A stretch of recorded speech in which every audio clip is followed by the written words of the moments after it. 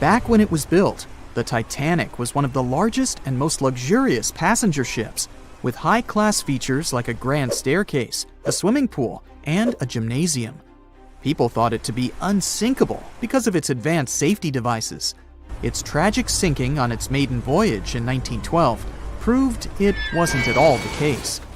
It wasn't until 1985 that the Titanic's wreck was finally rediscovered using state-of-the-art sonar technology.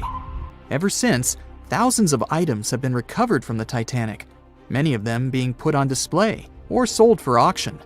Things like jewelry, a life jacket, a menu from the ship's restaurant, or even a sample square of carpet from the first-class stateroom have all baffled the public and told stories of the many on-board people.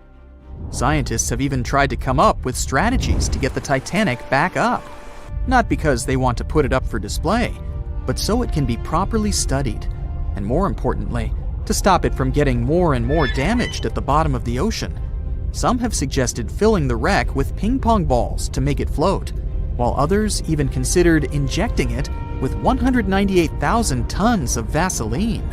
Another creative solution was proposed, the idea of using a giant claw or scoop to lift the Titanic. Nobody came up with this device. Using 500,000 tons of liquid nitrogen to trap it in an iceberg that would float to the surface was also considered. But all these potential strategies had to be eventually let go, since the Titanic is way too fragile to ever be recovered. As the Titanic's iconic bow railings are in danger of collapsing, metal-eating bacteria continue to chew away at the ocean liner's wreckage. An undersea exploration company plans to gather data about the ship's deterioration in annual expeditions. They hope this will help them learn more about the Titanic, and also more about the ecosystem that shipwrecks create. The over 100-year-old ocean liner is also being damaged by deep-sea currents daily. Some experts predict that the ship could disappear in a few decades due to holes in its hull. The deck that passengers crowded on as the ship sank has caved in. The gymnasium near the grand staircase has also fallen in, and a 2019 expedition found that the captain's bathtub, which became visible after the outer wall of the captain's cabin fell away, is no longer there. Those annual expeditions also gather data about the creatures living at the site, including crabs and corals. Surprisingly, many species have only been seen there at the Titanic wreck, so scientists are curious to find out more about them. The most famous out of all these creatures is the Halomonas titanicae. It's a bacteria, and it was discovered on the wreckage of the Titanic. What's interesting about this creature is that it's able to thrive in extremely salty environments. It's also been resistant to several antibiotics, unlike other types of bacteria. It's probably because of this superbacteria that the deterioration of the ship's iron hull happened so fast. The expedition will also look at the debris field and its artifacts. On the site, there are still traces of little personal items like clothes and luggage. One of the most interesting stories about Titanic artifacts is that of the passengers' shoes. Most of the Titanic items that have been lost at sea deteriorated or disappeared completely. But not the shoes. They seem to be able to resist the harsh conditions. On top of that, the leather in most shoes is perfectly preserved, probably because of tannin, a substance used in the tanning process of leather. It helped the shoes resist the damaging bacteria found underwater. All this exploring might have gotten you all excited. If that's the case, I have some good news to share. You might even be able to join the expeditions. To personally explore the Titanic, you have to plan ahead and apply to be a mission specialist with OceanGate, the company responsible for the journey. However, this experience does come with a high price tag of $250,000. Despite the cost, this once-in-a-lifetime experience is in high demand because of the limited spots available. If you can afford the exploration, you will have the chance to collaborate with renowned specialists in marine biology, oceanography, the Titanic, DNA, and the deep ocean. Accommodations and meals on the dive support vessel are also included, as well as training and guidance from specialists before and during the mission. Lastly, you don't even need to bring your own gear, as the expedition equipment is included as well. Sure, ships have evolved and modernized over the years, and these days we have technology that is way better than that available on the Titanic. But this ship remains an amazing piece of history because of its many unusual features, like the fact that the Titanic's whistle was loud enough to be heard over 11 miles away, or the fact that the ship's hull was painted with a special mixture of red lead and linseed oil, which was believed to be effective in preventing the growth of seaweed and other marine organisms. However, despite popular belief, the ship's iconic fourth smokestack was not functional and was only used for ventilation and aesthetics. Probably one of its biggest flaws was its number of lifeboats. Despite its size and luxury, the Titanic only had 20 lifeboats on board, which were not enough to save all of its passengers and crew once it hit the iceberg. The Titanic may be the most famous shipwreck, but it's not the only one. The fleet of Kublai Khan tells a similar story. This one was a large naval force commissioned by the Mongol ruler Kublai Khan in the 13th century. The fleet was intended to travel to Japan and establish the Mongols as powerful rulers in the region. However, in 1281, the fleet was supposedly caught in bad weather and was seriously damaged, with many ships being destroyed. Legend has it that the fleet was torn down by a massive typhoon that came to be known as the kamikaze, or divine wind. This strong storm was believed to have been sent by the higher spirits to protect Japan from the Mongols. The truth about its disappearance remains a mystery to this day. However, the wreckage of the fleet, or parts of it, appears to have been discovered in the 1980s by Asian archaeologists. They dug across the site and studied the remains of the ships at a location near Imari Bay. The shipwreck is, to this day, considered to be an important archaeological discovery. That's because it informed us how well prepared the Mongols were back in the day in terms of their ships. Another tragic story is that of the RMS Empress of Ireland. This was a British passenger ship that operated until May of 1914. This is when the ship was sailing from Quebec City to Liverpool, but it ran into the Norwegian collier SS Storstad in the fog off the coast of Rimouski, Quebec. The collision caused a large hole in the side of the Empress of Ireland, and the ship began to quickly take on water and sink. The crew and passengers were caught off guard, and many were unable to evacuate in time. In total, 1,012 people were lost in the disaster, making it one of the worst maritime collisions in Canadian history. Rescue efforts were hampered by poor visibility and the fact that many of the lifeboats were damaged or unusable. Only 465 people survived the sinking, and many of them were rescued by the Storstad, which had remained in the area despite its damage. The sinking of the Empress of Ireland was a national tragedy in Canada, and it led to changes in maritime safety regulations and the establishment of a Coast Guard. The ship still lies at the bottom of the St. Lawrence River, where it has become a popular dive site for enthusiasts.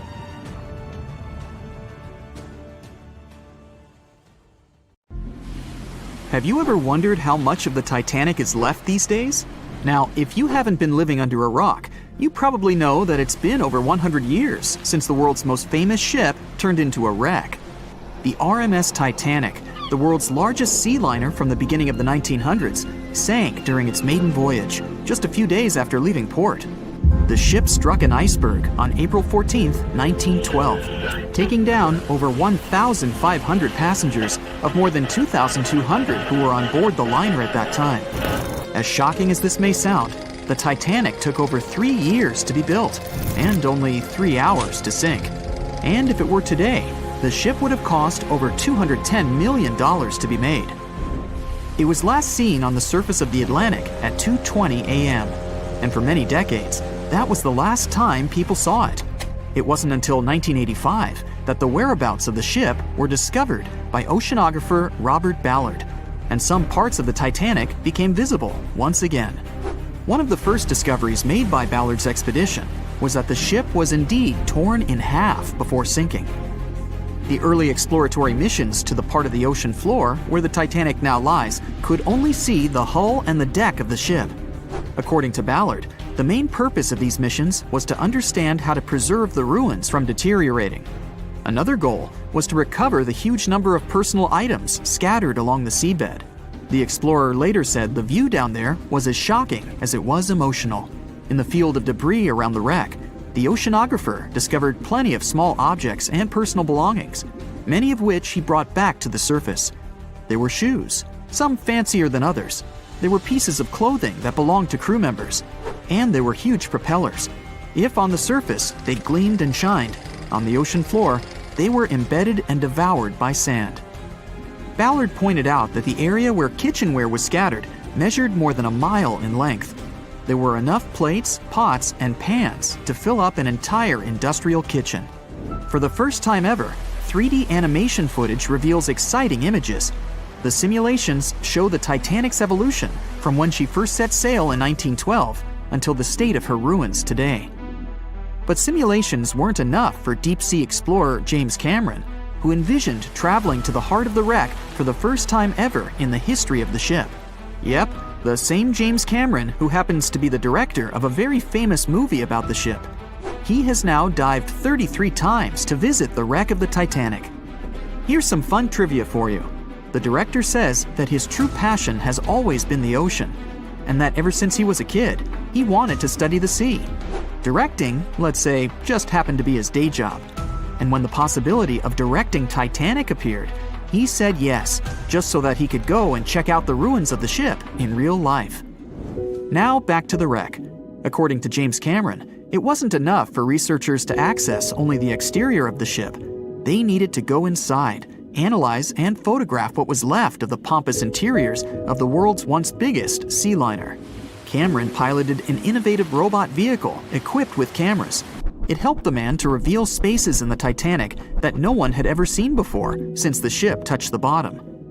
Turkish baths, for instance, still had their tiled walls standing up almost in all their entirety. These baths were exclusively for first-class passengers. They were located right next to the swimming bath and the third-class dining room, and were designed in the Moorish style. People resting there could get heating blankets and ask waiters to bring them anything they needed. If the pictures from before the disaster were astonishing, they carry a different kind of wow factor now, when everything you see in them is hidden underneath the surface of the water.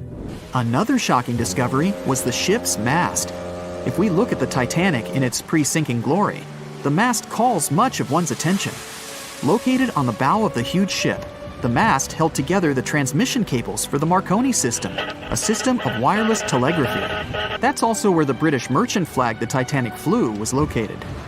The mast stood at the height of a bit more than 100 feet and was equipped with a crow's nest. Nowadays, the mast is unrecognizable. Attacked by corrosion, it collapsed. The crow's nest broke apart too. Now we can see why the modern-day Titanic is a real treasure for deep-sea explorers. But as the wreck of the ship lies at an approximate depth of 12,500 feet, sunlight is non-existent there. So, piloted missions depend on high-end technological equipment to survey the area. Why do you think the Titanic went missing from the public eye for over 70 years? Well, because at that time, technology wasn't advanced enough for people to go down there, as well as bring back good footage of the wreck. Filmmakers were the ones who drove this technology to its advance by trying to film underwater. They began by building boxes to put their cameras inside. And now, deep-sea photography is highly advanced and allows us to marvel at the awesomeness of underwater life. Of course, taking pictures under the sea is no easy feat. For one thing, to withstand that crazy underwater pressure, submarines need to be really strong and have thick walls, no thinner than 11 inches. Plus, explorers need to understand how to film and photograph when there's almost no light around. There was another thing that made documenting the Titanic even more difficult. When the wreck of the ship was rediscovered by scientists, it was covered with red-colored rusty bacteria that made it even harder to take good pictures. As it happens, the color red does not reflect well underwater, which is unfortunate for photographers. For this reason, human-operated vehicles that go down to tour the ruins are equipped with powerful lighting devices. When you see some parts of the ship from afar, they look as if reddish-brown wax has been dripping all over the Titanic's ruins. But in reality, these icicle-shaped structures are colonies of microorganisms. When the ship sank, It brought down with it an enormous amount of bacteria that hadn't existed at the bottom of the ocean before. But now, these bacteria, together with the extreme conditions at the bottom of the ocean, have turned into a disastrous combination for the ruins of the ship. These red colonies of microorganisms actually feed off of iron and steel, which is basically all that is left of the Titanic. One kind of those microorganisms are bacteria called Halomonas titanicae. They can eat up to 220 pounds of iron per day. This makes the Titanic a colossal food source for them. There have been lots of speculations regarding the life expectancy of the ship's wreck after researchers discovered this bizarre rust. But according to Cameron and his research team, the Titanic isn't going to disintegrate anytime soon. In one of the latest expeditions down to the wreck, a piloted vehicle was funded to identify specifically one stateroom. It belonged to a very important passenger, Sir Benjamin Guggenheim. Yes, just like the museum. Guggenheim was the son of a mining magnate and a member of the elite group that boarded the transatlantic journey of the Titanic. Born in Philadelphia, Guggenheim was traveling back home to the US. But, as we all know, he never made it to his final destination. For the price that ranged from 400 to 800 pounds back in 1912, the equivalent of 84,000 pounds nowadays, one could book accommodation that was called a stateroom. Staterooms on the Titanic were the most luxurious kind of first-class rooms. They were located on the B or C decks and were decorated in more than 11 different styles, ranging from Jacobean, Georgian, Italian Renaissance, and the list goes on. These rooms were filled with carved paneling and marquetry made from exotic and rare kinds of wood, such as mahogany, oak, and so on.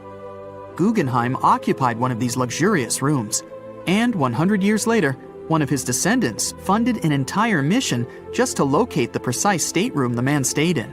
This expedition turned into a documentary for National Geographic, and they did manage to identify which stateroom was Guggenheim's, so kudos for them. Bet you never heard this story about the Titanic. So, this massive luxury ocean liner was heading out of Southampton on its first voyage to New York with over 2,000 passengers and crew on board. I'll spare you the details for now. You know how it all went down. Since there were a lot of things that went wrong during its short lifespan, some couldn't help but wonder, was it really bad luck? Or was there some mysterious force behind the ruckus? Well, for starters, right as it was leaving the harbor, the Titanic nearly crashed into another ship, called the SS New York. How did that happen? Well, 6 tugboats had to pull the massive Titanic into the river to begin its journey. Captain Smith was in charge, but let's be honest, he probably needed a few more cups of coffee before making any big decisions. So, as the Titanic was speeding along, minding her own business, she passed the New York and the Oceanic ships. The Titanic decided to make a left turn, but the suction was just too much for the poor New York. She started to drift off towards the Titanic. The Oceanic was leaning so much, her gangplank smacked into the water like a belly flop in the pool. Thankfully, the captain of one of the tugboats was there to save the day. He used his trusty megaphone to call the Vulcan to the port side of the Titanic to pick up some crew members. He then noticed the New York in trouble and acted quickly, throwing a line to slow her down. The Titanic's captain was probably scratching his head, wondering how to handle these big ships like the Titanic. That's because he'd only recently experienced sailing on larger ships. Close one, right? Well, it was just part of the story. As it turns out, the huge list of misfortunes might have started even earlier. Another theory suggests that during the ship's construction days in Northern Ireland, a fire broke out in the coal bunkers. Talk about a rocky start. If this information is correct, then the ship's hull may have been affected by the incident before it even set sail. Fans of this theory argue that a fire popped up inside one of the Titanic's large coal bunkers and really damaged an important segment of the ship's hull. Some claim there's even photographic evidence to back this up. A bunch of photos documenting how the ship was made and pampered for its maiden voyage were found, and they showed a significant black streak on the outside of the Titanic's hull. Weirdly enough, The streak was really close to where the iceberg hit during that cold April. Now I know what you're thinking. This theory might sound far-fetched, but most of these people have been gathering information about the Titanic for decades, and they're convinced that this is the real deal. They even believe that the fire started way earlier than the day the Titanic set out on its maiden voyage, particularly about 3 weeks prior. Why was this overlooked? Well, because of fear of bad press, mostly. Also, because of all the fuss created around the unsinkable ship, it was important that they stuck to the initial calendar. Of course, not everyone is convinced by this new theory. Some people think it's just another wacky idea to add to the long list of Titanic sensational theories. What if I told you there were even rumors about part of an ancient Egyptian coffin being on board? Could that have had something to do with the disastrous ending of the Titanic? Some truly believe it did. Let me tell you the story about the unlucky mummy. It's a tale that'll give you goosebumps. Back in the 19th century, this ancient Egyptian artifact, a mummy case lid to be exact, was brought over to Europe. And as soon as it arrived, strange things started happening. Now, some of the stories may be a bit exaggerated, but according to journalists, some of them were actually true. The rumors sparked the interest of a British writer who later spent months investigating the mummy case and its alleged related stories. He was planning to write an article debunking the myths, but he found out they were all too real. Unfortunately, he never got to finish his work because he passed away suddenly. Others believed that the mummy case was guarded by Egyptian elementals. They warned others not to mess with the artifact. The mummy case's history is just as spooky. It was found in Egypt and sold to a certain someone conveniently named Mr. W at a party organized by a well-known English lady. When the mummy case arrived in England, it was given to Mr. W's sister, who immediately suffered from financial losses and other troubles. A photographer who took a picture of the case claimed that he captured a living woman's face on the film. The mummy case eventually ended up in the British Museum, and it's still there today. However, rumors say that it was aboard the Titanic and was responsible for its sinking. But don't believe everything you hear. Some sources claim the mummy case never left the British Museum, and the rumor was started by a journalist named William Stead. He was actually a passenger on the Titanic, and he supposedly told his fellow passengers about the ill-fated mummy before the ship went down. Is that what happens when you tempt fate? Seriously doubt it, but it does make you wonder, doesn't it? It gets even weirder, trust me. About 50 passengers got cold feet before the ship took off, and they refused to board the Titanic at the last minute, even if it meant that they'd lose the cost of the ticket. They just had an extremely bad feeling about the whole deal, and even an Irish astrologer warned against making the voyage on the Titanic. I doubt he saw a big ol' iceberg hidden somewhere in the stars, but it does add up to the mystique surrounding the Titanic. And do you know what's even worse? The fact that the ship's binoculars, which could have helped prevent the iceberg collision, were locked up. Apparently, those binoculars could have been used by lookouts on that fateful night. But guess what? The key was held by David Blair, an officer who was sadly bumped from the crew before the ship's departure. Poor guy. He probably didn't even know what he was holding on to. Now, some historians think that if those binoculars were in use, the iceberg might have been spotted earlier. But hey, let's not point fingers here. Others argue that it wouldn't have made a difference. Who knows? Maybe the lookout was too busy looking at the stars to notice a giant iceberg in front of them. But seriously, what were they thinking? Locking up the binoculars on a ship that big is like forgetting to pack sunscreen for a trip to the beach.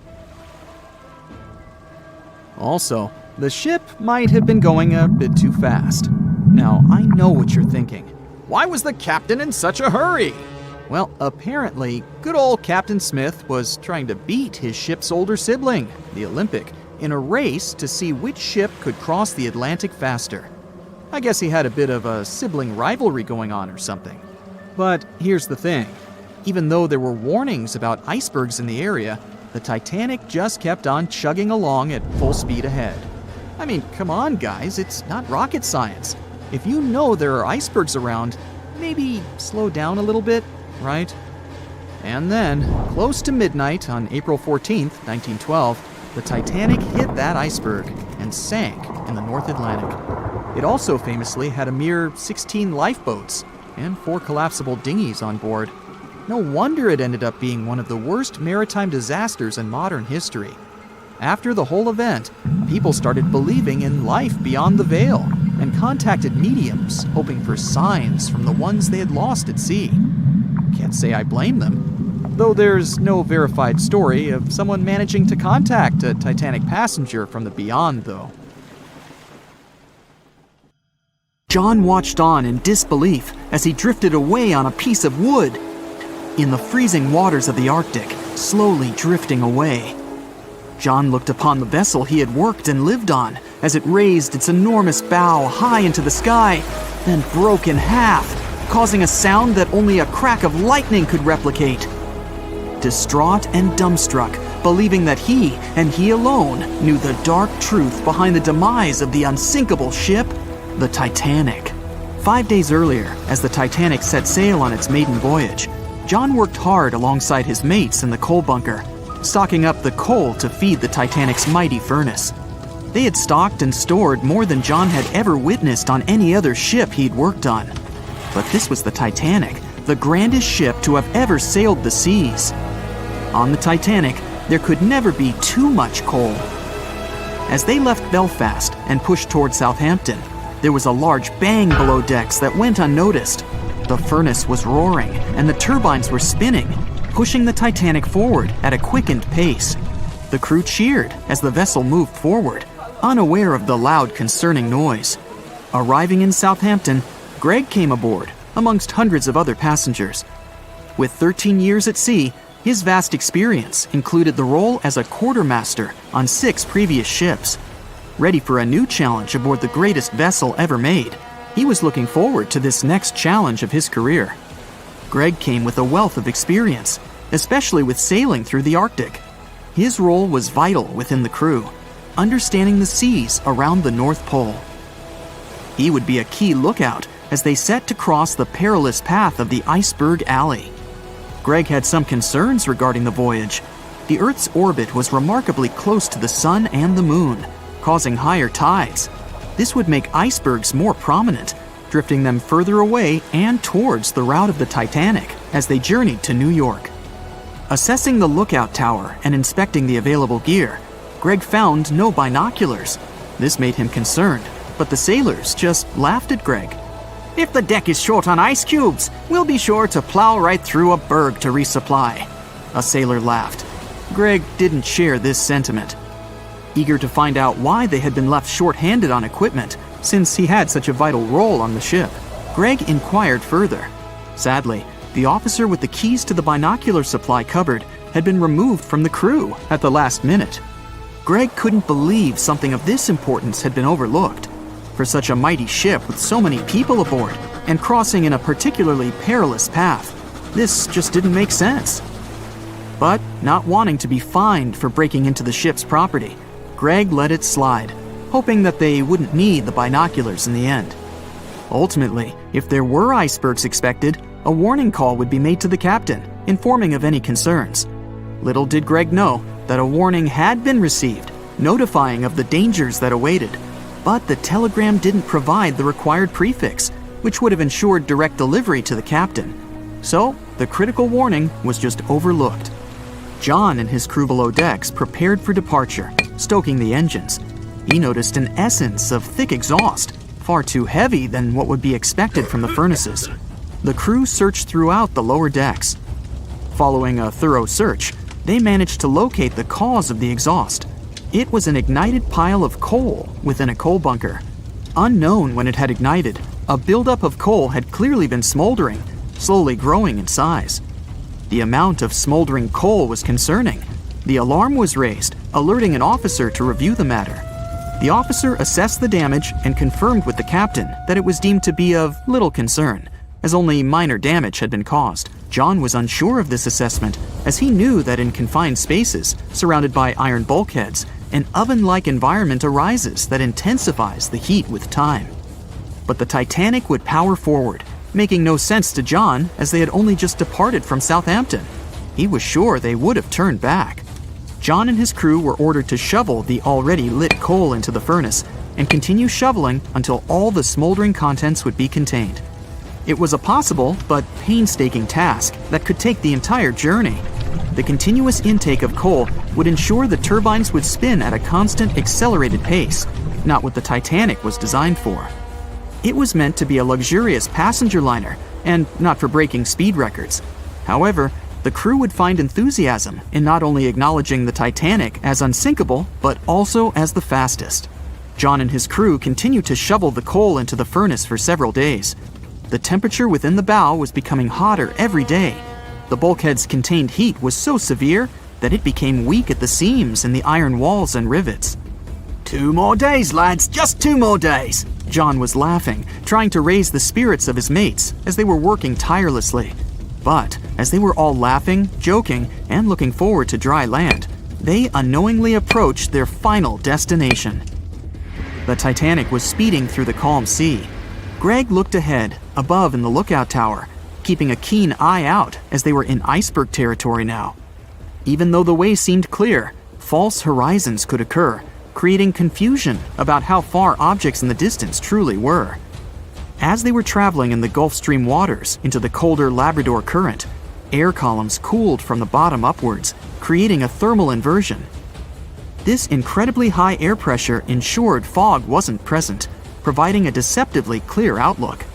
But the thermal inversion can also create optical illusions, showing the horizon further away, appearing higher in the distance, or masking whatever objects that could come before it. These false horizons could easily hide any icebergs that could be approaching. Greg knew the perils of a calm sea in the Arctic, preferring the rough waters, where it's easier to detect icebergs within waves. Peering from the lookout, Greg was looking towards the dark abyss ahead. Suddenly, within 1 mile directly in front, a formidable image quickly emerged from the dark waters surrounding. Iceberg, right ahead! Greg yelled to his mate, who quickly called to the helm and directed them to steer hard to starboard. The helmsman received the call. In the heat of the moment, he turned the wheel counterclockwise. He then realized he'd turned the wheel the wrong way and quickly went in the opposite direction. The ship aimed towards the iceberg, veering to the port side whilst reducing speed. Although there was a delay in turning the wheel, since there was a short distance from the signal and the fast pace that they sailed at, it may not have made a difference. As they approached the iceberg, it appeared as though they'd miss it, but over 87% of an iceberg is underwater. And as they came along the side, the hidden ice underneath hit the port side bow, piercing the side of the hull with a 12-square-foot tear. The ship shook, with all aboard aware that something was amiss. Amongst the confusion and fear, they were oblivious of the damage. As they gathered their bearings, 6 out of 16 compartments were quickly filling up with seawater. The hull could only withstand 4 compartments filling before sinking. Time was ticking as the Titanic made its descent into the depths. The weakened bulkhead with heated steel pillars and rivets broke under the pressure and sudden change of temperature from the ice-cold water. The call was made to abandon the ship. Lifeboats were prepared to be released, while help signals were sent out to nearby ships. The radio operator was guiltily sitting, constantly calling out to a nearby ship that had been in contact with the Titanic recently. There was steady communication with this ship over the past few days, providing warnings of icebergs since the Titanic departed from Southampton. The final warning message received was just 1 hour ago. Upon receiving the final warning, the operator ignorantly responded, "Shut up," with the assumption that their warnings of icebergs were pointless. Following this unfortunate response, the ship turned their radio off and provided radio silence. The closest ship that was responding to their distress signals was 500 miles away, too far to provide any assistance in time. There were countless mistakes that caused the Titanic's watery end, whether they contributed directly or from sheer ignorance. The most tragic of them was the number of people aboard the ship. 2,224 of them. There were only enough lifeboats provided to rescue 1,178, barely half of the people. Can you guess how many theories of the Titanic's sinking exist? Right, loads, including a theory of my own, which I'm going to share with you today. And then you can decide which one seems most likely to you. One Piece theory.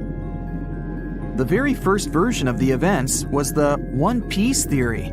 It's very simple and basically claims that the sinking happened without any breakups. 2:15 a.m., the ship collides with an iceberg.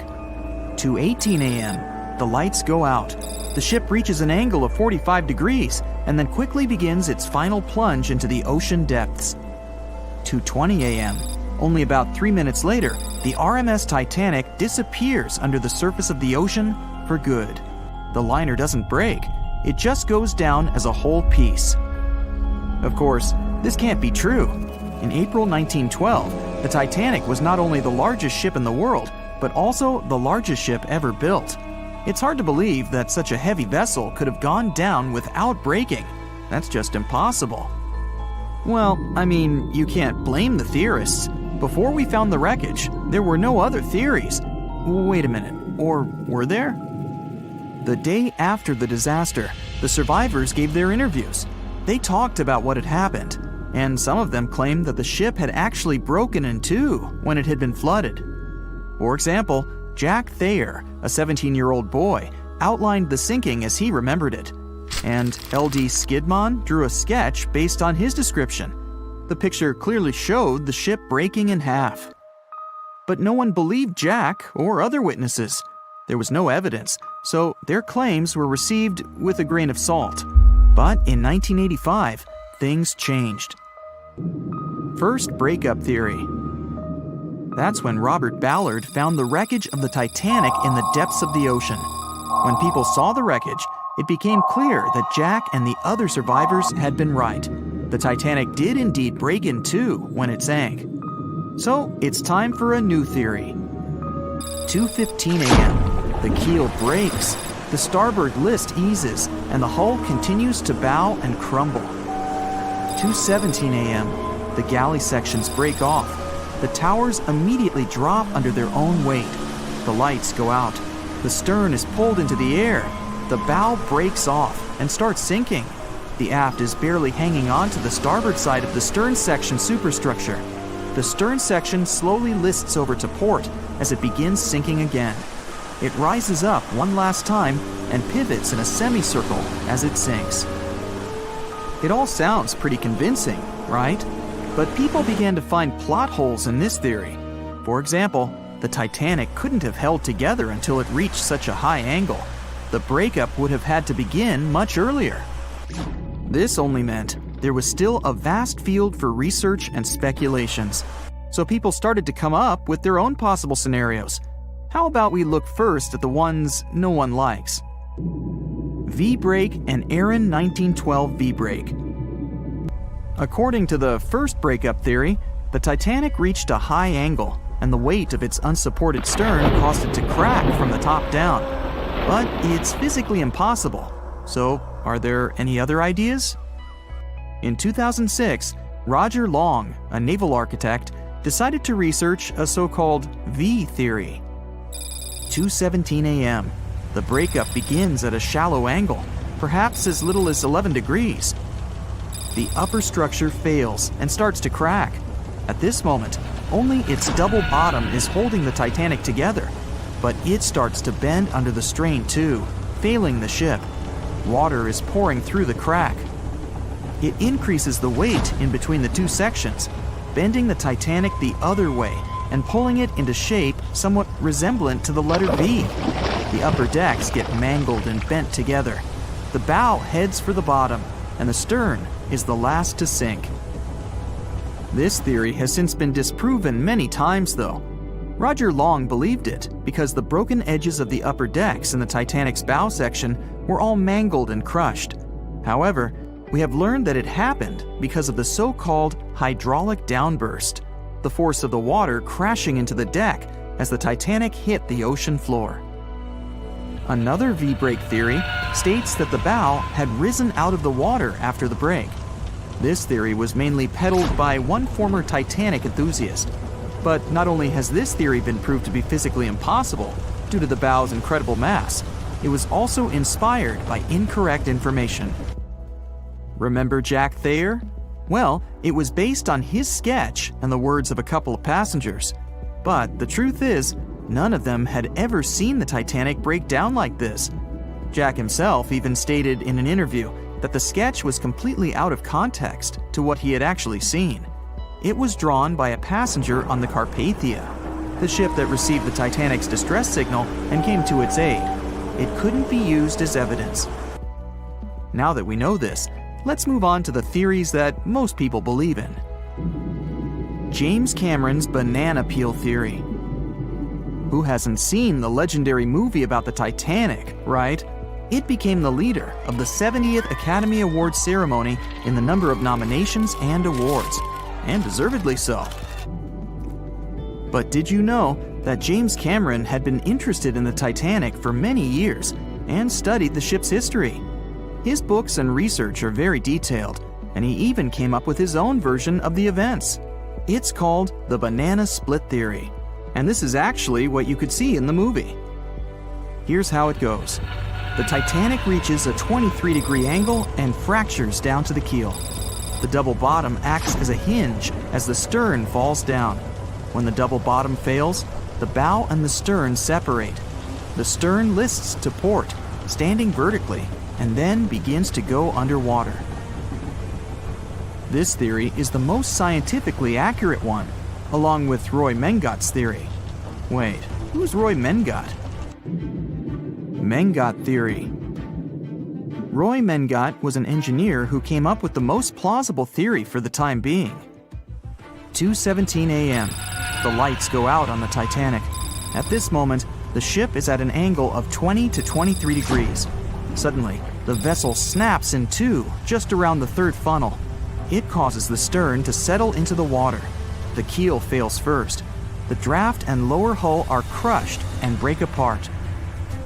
Water surges into the bow and stern of the ship through the huge cracks, causing the bow section to sink beneath the waves.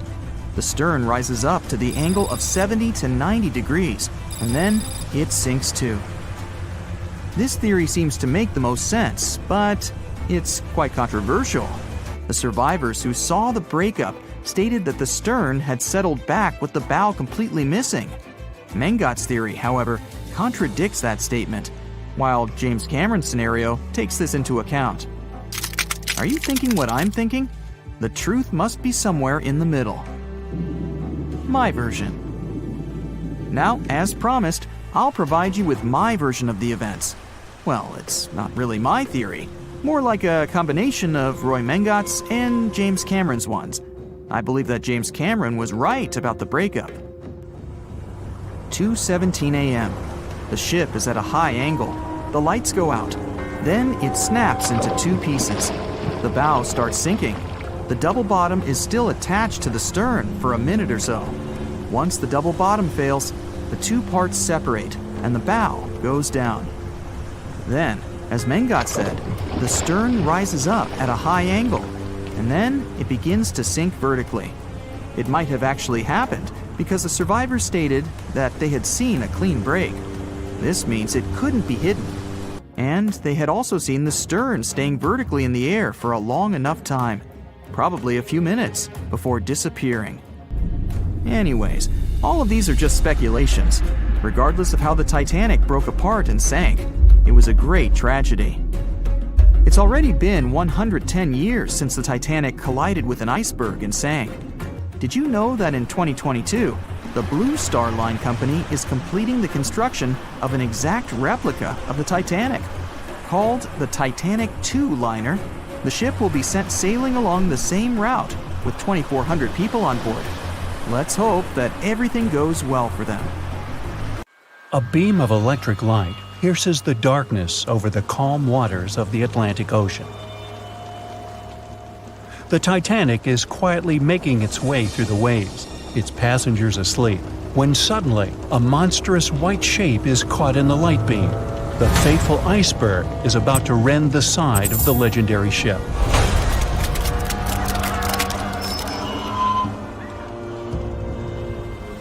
April 14, 1912, only 2 days before someone will take a photo of a giant iceberg with a pretty unusual elliptical shape. It turns out that this iceberg most likely formed out of snow that fell 100,000 years ago. Researchers used computer modeling to figure out its origin. They used data from 1912 and added some new information about winds and ocean currents. They concluded that the iceberg was probably a part of a small cluster of glaciers in southwest Greenland. These days, it's possible to calculate the routes of such icebergs in any given year in the past. So the infamous chunk of ice was on its way from Greenland to an area further south from Cornwall. If the ship had passed through that region only 2 days later, the iceberg would have moved far away from the point where they met. At first, the weight of the most well-known iceberg in the world was 75 million tons. With time, it started to slowly melt away. And when it sank the Titanic, its weight was only 1.5 million tons. By the time of the collision, it had probably been melting for months, but it was still a true monster. When the Titanic sank, the iceberg was 400 feet long, and more than 100 feet of its surface was above the water. Some people believe it was a supermoon that caused the Titanic to sink. That night, there was a rare lunar event. It hadn't happened for 1,400 years. In normal conditions, the iceberg wouldn't have traveled so far south without melting and losing the largest part of its mass. But the supermoon could have been the reason for an unusually high tide that pulled the iceberg away from the glacier way faster than usual. There's a specific type of bacteria that slowly consumes the remains of the Titanic. Salt corrosion, ocean currents, freezing temperatures, plus this rust-eating microorganism might consume the entire wreckage. American actress Dorothy Gibson was aboard the Titanic. She survived, and when she arrived in New York, she started filming a movie called Saved from the Titanic almost right away. The movie was released only a month after the Titanic sank, and in the movie, she even wore the same shoes and clothes she had during the actual disaster. The movie was a big success at that time, but the only known copy was destroyed in a fire. 14 years before the Titanic sank, a novella called Futility had been published, and it seemed to have predicted the whole event. The plot centered around a fictional ship called the Titan that sank during its voyage. The Titan was almost the same size as Titanic, and they both went to the bottom in April. The reason was hitting an iceberg, too. Both the real and fictional ships were described as unsinkable, and both of them had the legally required number of lifeboats, which, as it turned out later, were nowhere near enough. We've seen it in the movie, but there were some real-life love stories happening on the Titanic, too. 13 couples even took a trip on the Titanic as part of their honeymoon. One of the couples owned Macy's department store in New York. Once it became clear the Titanic was rapidly sinking, the woman refused to go into a lifeboat without her husband. But he didn't want to join her while there were still women and children who he thought had to go first. Then his wife gave her coat to her maid. She insisted that the maid should get into the lifeboat, and she wanted her to be warm. As for the woman herself, she decided to stay with her husband till the end. Some people believe Titanic sank because of a mummy, not an iceberg. It all started around 1000 BCE with a mysterious woman who lived in Egypt, in the City of Thieves. People knew little about her, but they called her a priestess. Her mummy was put in a wooden sarcophagus and covered with a large lid with the image of her face and some mystical inscriptions. This place had been hidden until the first half of the 19th century, when a group of locals accidentally came across it. They disturbed her peace. No one knows how, but the mummy disappeared that day without a trace. A couple of decades later, a group of rich friends from England traveled to Egypt and found the empty mummy casket with the image of the priestess, whose dark eyes seemed to be looking into the void. They decided to buy it, but the buyer disappeared the same night before he even got the case. All members of the group had some accidents. The casket changed its location a couple of times until it, as some believe, ended up on the Titanic. It took more than 70 years for a robot submarine to find the ruins of this legendary ship. The wreck lies nearly 13,000 feet under the surface of the Atlantic Ocean, split into two halves. Why did the liner break apart? No one knows exactly. Some think it happened because of the water that got inside when the ship collided with the iceberg. The pressure was so powerful it separated two parts of the vessel, starting with the ship's bottom structure. Others say it was because of the hull rivets. They had a high concentration of slag or smelting residue, and that's something that can cause the metal to split apart. The ship generally had many flaws, starting with the design. The watertight bulkheads weren't completely sealed on top. This allowed the water to flow between the compartments and, in the end, sink the vessel. The iron of the ship's rivets and steel of the hull ended up ruined because of high sulfur content, cold temperatures, and high speeds. The steel shattered and the rivets popped out quite easily. Because of this, Titanic sank 24 times faster than it would have otherwise. If the ship had hit the iceberg head-on instead of ramming it with its side, it would have probably stayed afloat. How come the crew members didn't have binoculars? It would have surely helped them spot the iceberg on time and maybe even avoid the disaster. But the binoculars on the Titanic were locked in a storage cabinet. Only one crew member had the key, and he had been transferred off the ship right before it set sail. He later said he hadn't remembered to hand over the key. But even without the binoculars, the ship might have had some time to change course and avoid the collision if the crew had gotten some warning. But that's the thing, someone did warn them. About an hour before the incident, a ship that was relatively close to Titanic, the SS Californian, sent a message to inform them it had stopped because of dense ice field. But the warning never got to the Titanic's captain. Some experts say it was because the radio operator didn't think it was that urgent. And later, the SS Californian said they didn't get a call for help from the Titanic because their radio operator was off duty. Some say the crew on the Titanic couldn't spot the iceberg on time because of an optical illusion. Atmospheric conditions that night probably caused super refraction, which could have camouflaged the berg. After all, no one actually saw the iceberg until it was too close to the ship to somehow avoid the crash. Not even a whole minute passed between the moment they saw the iceberg and the collision. It was only 37 seconds, and it took Titanic 2 hours and 40 minutes to disappear below the ocean's waves.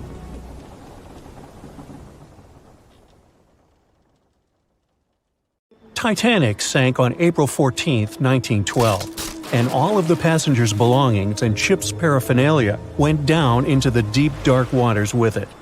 These objects patiently waited to be discovered until 1985. Titanic sank fast, and there seemed to be almost nothing left from the ship. Yet divers in small submarines managed to retrieve plenty of artifacts from the wreckage. If you wonder what those surprising items look like, hey, join me. A number of museums have collections of Titanic items rescued by divers or donated by survivors and their relatives. And some of those items are even sold at auction.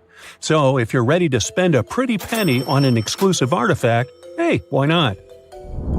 The first artifact on my list is a pocket watch belonging to a Titanic passenger, John Chapman. John and his wife Elizabeth were on their honeymoon. When the ship hit the iceberg, Elizabeth was offered a seat on a lifeboat next to her friend Emily Richards. There was a problem, though. Mr. Chapman couldn't enter the lifeboat. Elizabeth turned to her friend Emily and said, "Farewell. If John can't go, I won't go either." Now, that's what I call true love. After a short time, the ship went under.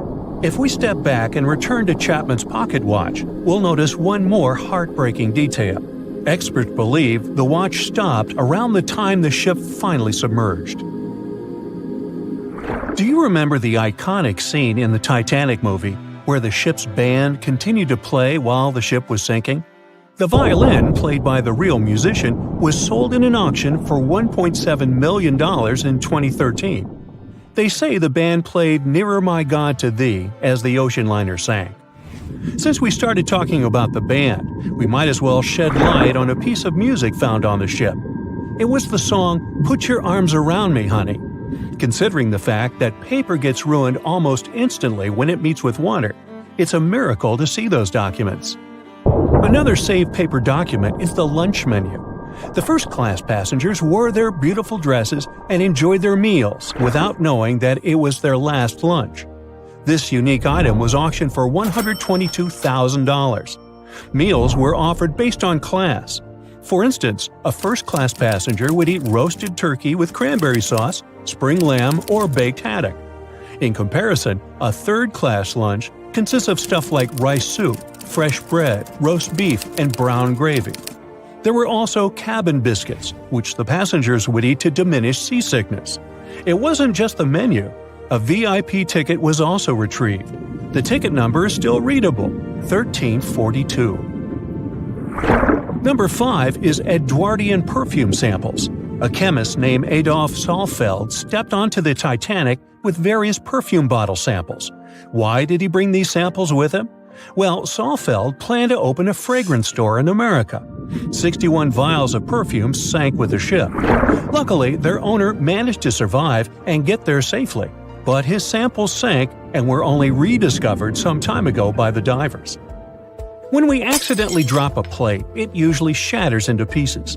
Now, there's a question. Do you think an unbroken plate can be recovered from Titanic?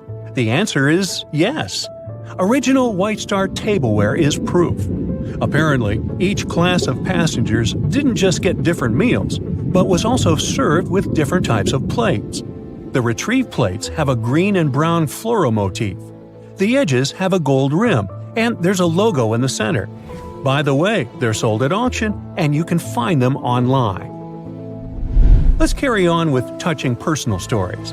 The love story of Rose and Jack that we see in the movie is fictional, but the ship surely witnessed many romantic tales. Here's a love letter to prove this. The messages tell us a story about how life was on the ship during the last few days. It was written by Kate Buss on April 10th. She mentioned how seasick she felt and other things, such as she was supposed to go to dinner in a half an hour. This letter wasn't the only letter divers took to the surface. For example, there's the letter Esther Hart wrote to her little daughter, Ava. It was sold at auction for £119,000. This letter is probably the last letter written on board, since it was completed only 8 hours before the tragedy.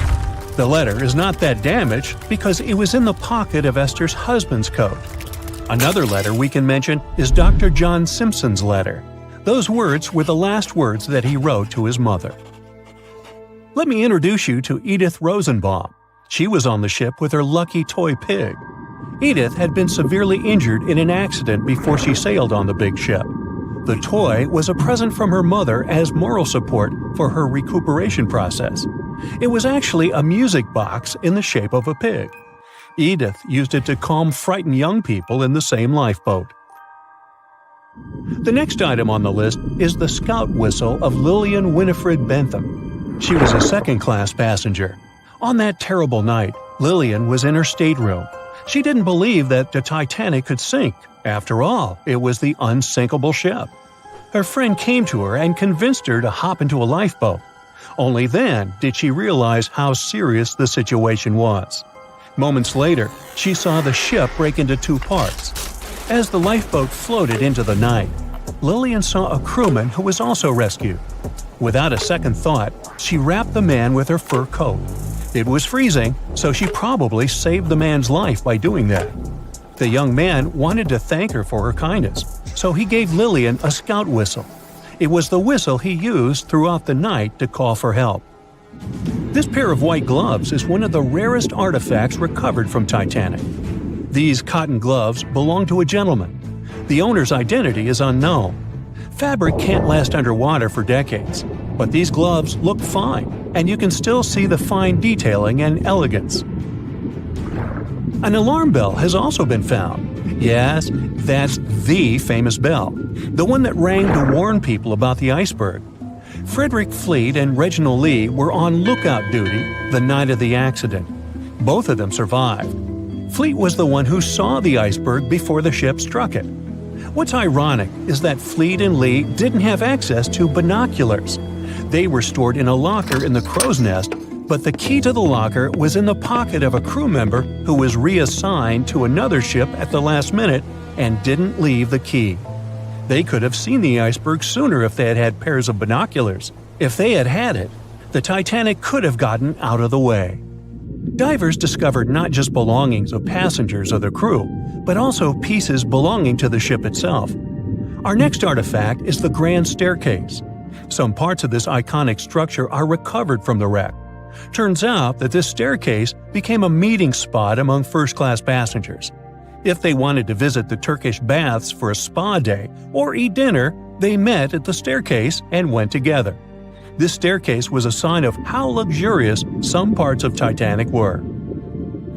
Another miraculously saved object that belongs to the ship is its plan. It was one of the most expensive artifacts sold at auction. The plan is around 30 feet wide. What else? The logometer was also discovered. It's a device used to check the sailing speed of the ship and the distance it covers. The experts say that from the start at noon on April 14th, the device logged 268 nautical miles. And there's more. A giant chunk of hull, known as the Big Piece, was also found. This fellow weighs 15 tons. The larger portholes were for the cabins, and the smaller ones were for the restrooms. This piece was found in 1994, but it was in 1998 when it was successfully taken out. After all these years spent underwater, it was swarming with sea life. Still surprisingly, the portholes still had glass. Now, let's assume you were a diver and you could only take out one of these objects. Which one would you pick? They said it was the most technologically advanced ship. They said it was unsinkable. And when it sank, they made a movie about it. These were the main reasons why the Titanic disaster became world famous. But unfortunately, this is not the only large-scale shipwreck.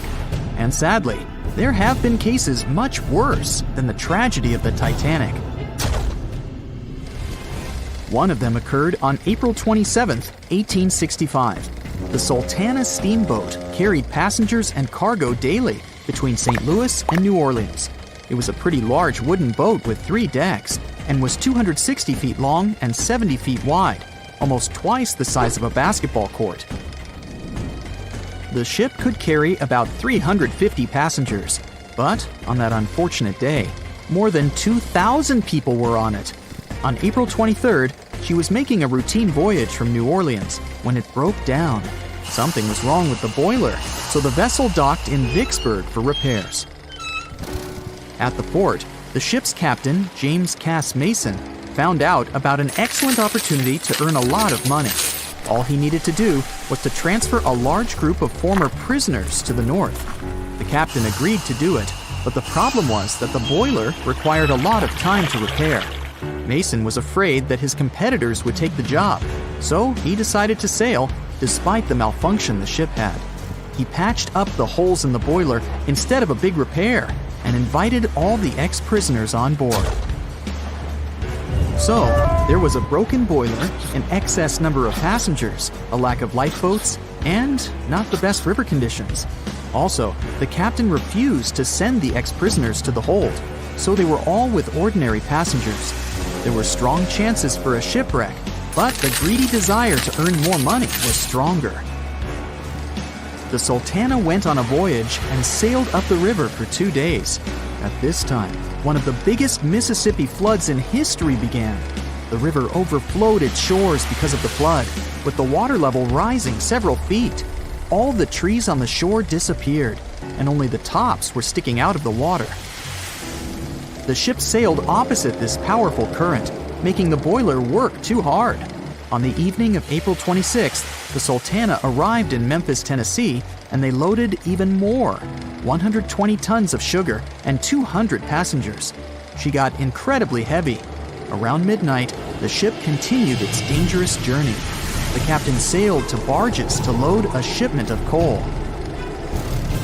At 1 a.m., the vessel left the barge. At 2 a.m., the broken boiler, unable to withstand the load, suddenly exploded. The Sultana was just 7 miles north of Memphis. Few people survived that day. The problem was that passengers trying to escape from the fire jumped into a cold river with a strong current. The Sultana disaster is considered the most tragic shipwreck in the history of the United States. The exact number of those who didn't survive is still unknown. According to various sources, this number was from 961 to 1,800 people. Don't be surprised that almost no one knows this story. There were many more survivors in the Titanic tragedy, and everybody heard about it. But the Sultana sank during one high-profile event. 12 days before the shipwreck, the country lost Abraham Lincoln. People hadn't yet recovered from this news, so no one paid much attention to the tragedy of the Sultana. Many catastrophes happened quite recently by historical standards. One of them occurred in 2002. The ferry La Jula was a Senegalese vessel. The ferry sailed twice a week, mainly along the coast of Dakar, carrying passengers who traded mango and palm oil. It made daily voyages and never faced severe problems thanks to modern rescue equipment and good repair service. But one day, the ship's crew discovered a malfunction and sent the boat to port. For almost a year, La Jula was in a non-working condition, awaiting repairs. But it didn't get high-quality service. After poor maintenance, the ferry set off on its last voyage. On September 26, 2002, La Jula sailed between southern Senegal and Dakar, and at 11 p.m. headed toward Gambia, where a strong storm began. The wind raised high waves, but this wasn't critical for the large passenger ship unless the number of people on board didn't exceed the established norm. La Jula was supposed to carry about 500 passengers, but had many more people that day. Too many passengers, poor repairs, and a strong storm caused severe problems for the ship. But the main factor in the shipwreck was that La Jula was only built for sailing in coastal waters, but that day, it sailed far from the shore. Big waves started rocking the boat, and at some point, it just turned upside down. The ship's deck went underwater, and its lower part stuck above the surface like an iceberg. All the passengers sitting in cabins fell on the ceiling and lost their orientation in space. There were no holes or damage in the ship's hull, and water flooded the lower decks for a long time. The vessel stood in a twisted position for several hours. Then, the boat began to sink when the water seeped through the deck and hold. The ocean was warm, but no one came to save the passengers. People had to wait almost 4 days to be rescued. Unfortunately, only a few managed to survive. The Philippines is a very dangerous area for ships. This place consists of several thousand islands and a vast area with shallow water. Ships can run aground and damage the hull with reefs and pitfalls. On September 20th, 1987, one of the most terrible disasters in navigation history occurred there. A Philippine passenger ferry called Dona Paz left one of the islands and sailed toward Manila. The sun was shining, the ocean was calm, and the visibility was good. But for some reason, the crew members didn't notice how the tanker Vector was approaching them. The two ships collided at low speed. The collision wasn't strong, but the problem was that the Vector had tons of oil on board, and the Dona Paz crashed into the cargo hold where that oil was stored. So it spilled all over the ocean, and then a spark slipped through. Not only did the two ships catch fire, but also filled with water. Both ships sank in a matter of seconds. Only a few dozen people survived that disaster. On September 27, 1854, the passenger ship Arctic sailed from Liverpool to New York. The fog came rolling down, and visibility got really bad. Another boat appeared out of the thick white haze, the French steamer Vesta. The ships were close enough to each other that a collision was inevitable. The French vessel was smaller, so it seemed to the Arctic's captain that Vesta had received a lot of damage. And while he was staring at the other ship, his boat got quickly filled with water. The captain gave the order to sail to the shore as fast as possible, but the ship's engines stopped working because of the flood. Then the ship's crew started to lower lifeboats with women and kids. Still, when rescuers found lifeboats with people, it turned out that only 87 out of 400 people survived, 65 crew members and 22 passengers. Surprisingly, there were only grown men among them. The ship's captain survived by clinging to the wreckage. All newspapers wrote about this story as one of the most terrible and shameful tragedies in navigation history. The survivors were criticized because they didn't save women and kids, and the crew members were accused of violating the law, since the safety of passengers should be higher than the safety of sailors. But despite this, none of them were brought to responsibility. Unfortunately, shipwrecks still occur to this day, but fortunately, there are fewer of them than before, thanks to modern navigation systems and radar. But no technology can guarantee there won't be a super strong storm or any other emergency that no one can foresee. "I'll never let go, Jack. I'll never let go," said Rose. Then she did let go, and the whole movie theater burst into tears. It happened when Titanic came out in 1997. Alright, who am I kidding? It's really hard not to cry when you watch this scene for the 10th, 20th, and 50th time almost 30 years later. But did this great love story happen in real life? Or did James Cameron just invent it for some good drama? As much as I don't want to disappoint you, Jack and Rose never fell in love on board the real Titanic. There was a real Jay Dawson on the luxurious ocean liner, but he was a crew member, and his full name was Joseph. The real-life inspiration for Rose was the American artist Beatrice Wood. James Cameron came across her biography while he was working on the first draft of the script and decided to bring her love for art and family background into the story. It doesn't mean that the movie is completely off when it comes to historical accuracy, though. The unsinkable ship that sank departed from Southampton, England to New York and was 400 miles south of Newfoundland on April 14th when crew members noticed the iceberg. The contact with it lasted 37 seconds, precisely as long as the corresponding scene in the movie. Remember this guy, Thomas Andrews, who was wandering around with a small notebook and pencil? He was the real ship designer. Andrews was quite talented at what he did and had worked on many successful projects before the Titanic. He would normally travel on the ships he designed during the maiden voyage to make sure everything was going smoothly. He boarded the Titanic as one of the first-class passengers and was taking notes all the time. After the unfortunate rendezvous with an iceberg, Andrews was seen inspecting the flooded parts of the ship with Captain Smith. According to his sad forecast, the Titanic would have gone down in about 2 hours. One of the stewards claimed that he had seen Thomas Andrews moments before the sinking. He chose not to leave the Titanic and didn't put on his life belt. No one had seen him ever since. Another memorable moment from the movie is a boy playing on one of the decks with his spinning top. This was an accurate recreation of a real photo that was taken on board the Titanic on April 11th, 1912. The passengers in the photo are first-class passengers Frederick Spedden and his 6-year-old son Douglas. The family was going back home to America after traveling around Algeria. When the evacuation of passengers began, Spedden's nurse told him they were going to see the stars. They say he had successfully slept through the entire drama and woke up safe and sound in a lifeboat the following morning. His father had also survived the sinking. Sadly, an automobile accident took the life of Douglas just 3 years later. One of Titanic's most charismatic ladies, both on the screen and in real life, got her nickname Unsinkable Molly Brown for a good reason. Several witnesses remembered she was, indeed, trying to persuade others in her lifeboat to go back and save more lives, just like in that heartbreaking scene from the movie. When Carpathia came to the rescue of the surviving Titanic passengers, Margaret Brown was helping lower-class survivors and involved her fellow first-class passengers in the process.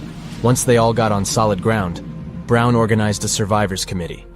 She awarded the captain of the Carpathia for rescuing so many people and was really upset she hadn't been allowed to testify at the Titanic hearings because she was a woman. You won't see any fumes above the fourth pipe of the ship in the movie. It's not a technical mistake. The Titanic, indeed, had it only for more impressive looks and didn't really need that pipe. Back in 1911, the year before our hero's departure, large ships would mostly sail with 4 chimneys.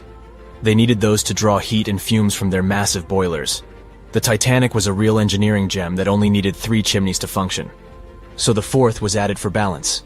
They thought the public would have been disappointed to only see 3 pipes on the greatest ship of all time. The movie had an impressive budget, $200 million, but even that wasn't enough to cover all the possible costs. Cameron knew they had to save some money, so they built the replica of the liner only on the starboard, which means the right side. They chose this side to make things look more realistic. The wind at the filming location was moving mostly from north to south, so with the fumes going out, it looked like the liner was actually moving through the ocean. But if you remember one of the first scenes with the Titanic departing from Southampton and people waving, you'll understand why the crew had a problem with it. The real ship was docked at the port, or left side, there. They found a brilliant solution and just flipped the scene horizontally to make it look real. The letters and buttons on costumes were reversed, and actors walked in the opposite direction for everything to be changed in post-production.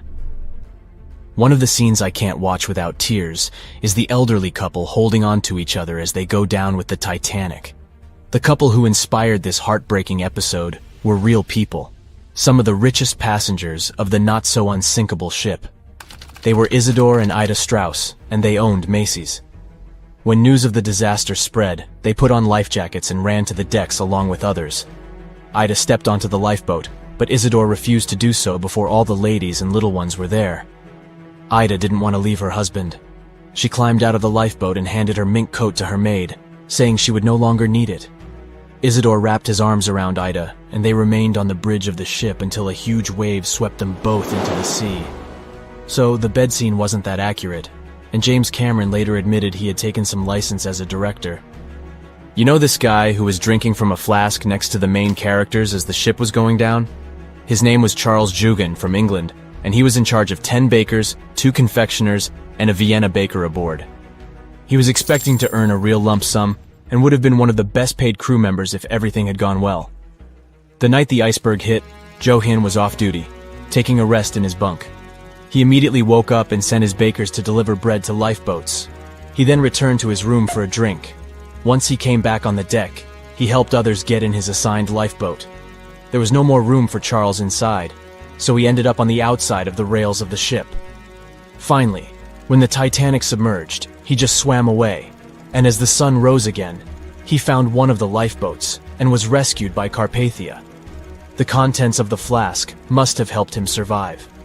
The well-dressed man who decided to stay on the Titanic forever was American businessman Benjamin Guggenheim. That last name probably sounds familiar, and yes, he was from that famous family. Guggenheim was traveling with his valet, his significant other, a singer from France called Leontine, her maid, and their chauffeur.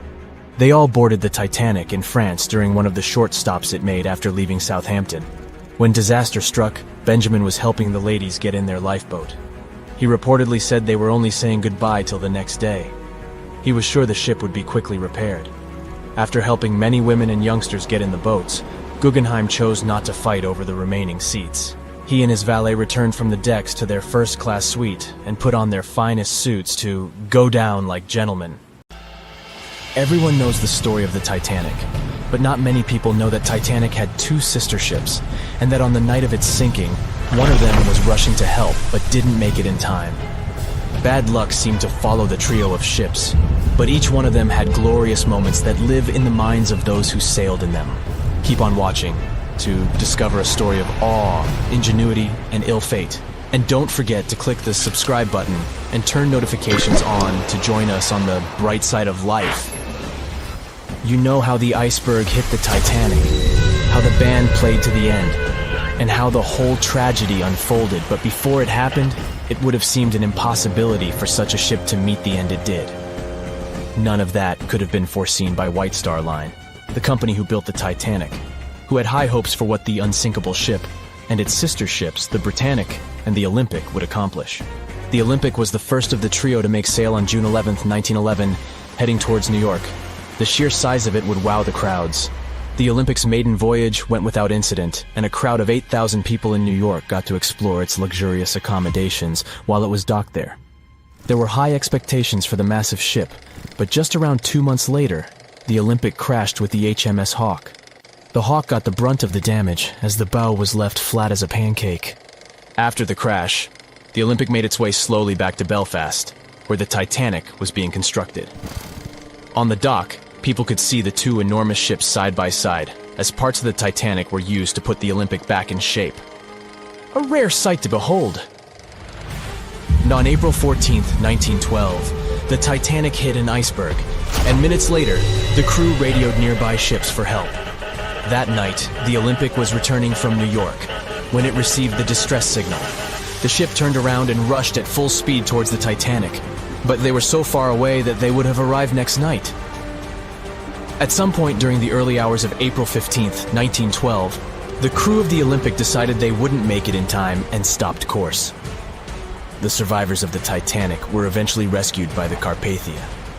Olympic was set up with lifeboats for all crew and passengers after the Titanic sank.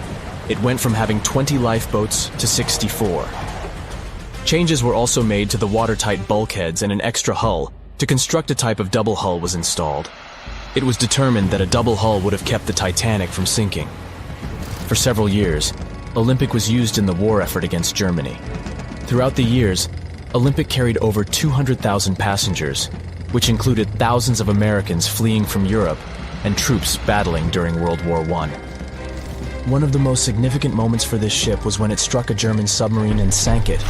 It was discovered that the submarine was preparing to fire a torpedo on the Olympic before Olympic rammed it. The Olympic ended up sailing the seas for 3 decades, which earned her the nickname of the Old Reliable, despite some previous accidents. It went on to help the survivors on the HMS Audacious when it was sinking, and do what it couldn't for its sister, Titanic. Eventually, bad luck caught up with the Olympic. The ship crashed with the Nantucket Lightship, and the crash signaled the beginning of the end. Beaten up, and after years of service, the Olympic was demolished and scrapped for parts. The Old Reliable saw many years of service and thousands of passengers, but the Britannic's journey was shorter-lived. When the Titanic sank, White Star Line was faced with a problem since they already had another enormous ship in the works. White Star Line began construction on the HMHS Britannic on November 30th, 1911, around 4 months before the Titanic sank.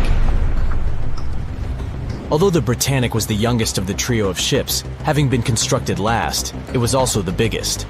They intended to name it Gigantic, but after the Titanic's disaster, they changed the name to Britannic, since they considered it to be a lucky name. With the Titanic sinking, the White Star Line underwent rigorous investigation, and many changes were made to the Britannic's design. The Britannic looked very similar to the Titanic, and it had what was at the time the largest marine turbine in the world, able to reach faster speeds than the Olympic. With Titanic's fate fresh in their minds, everything possible was done to ensure the safety of this newer ship. The Britannic was eventually launched on February 26, 1914, almost 2 years after Titanic met its end. After the Titanic's disaster, the White Star Line wanted the Britannic to redeem their name. The Britannic was on its way to becoming a successful ship. It transported passengers for over a year and a half when the British government requisitioned it and turned it into a hospital ship during the beginning of World War I. The ship became an even more impressive sight to look at. It was painted all white, with enormous red crosses on its side to indicate it was a hospital ship. One of the ship's surgeons, Dr. J.T.H. Beaumont, thought of it as the most wonderful hospital ship that ever sailed the seas. It could treat as many as 3,309 patients at once. This is how the Britannic became His Majesty's Hospital Ship, or HMHS Britannic.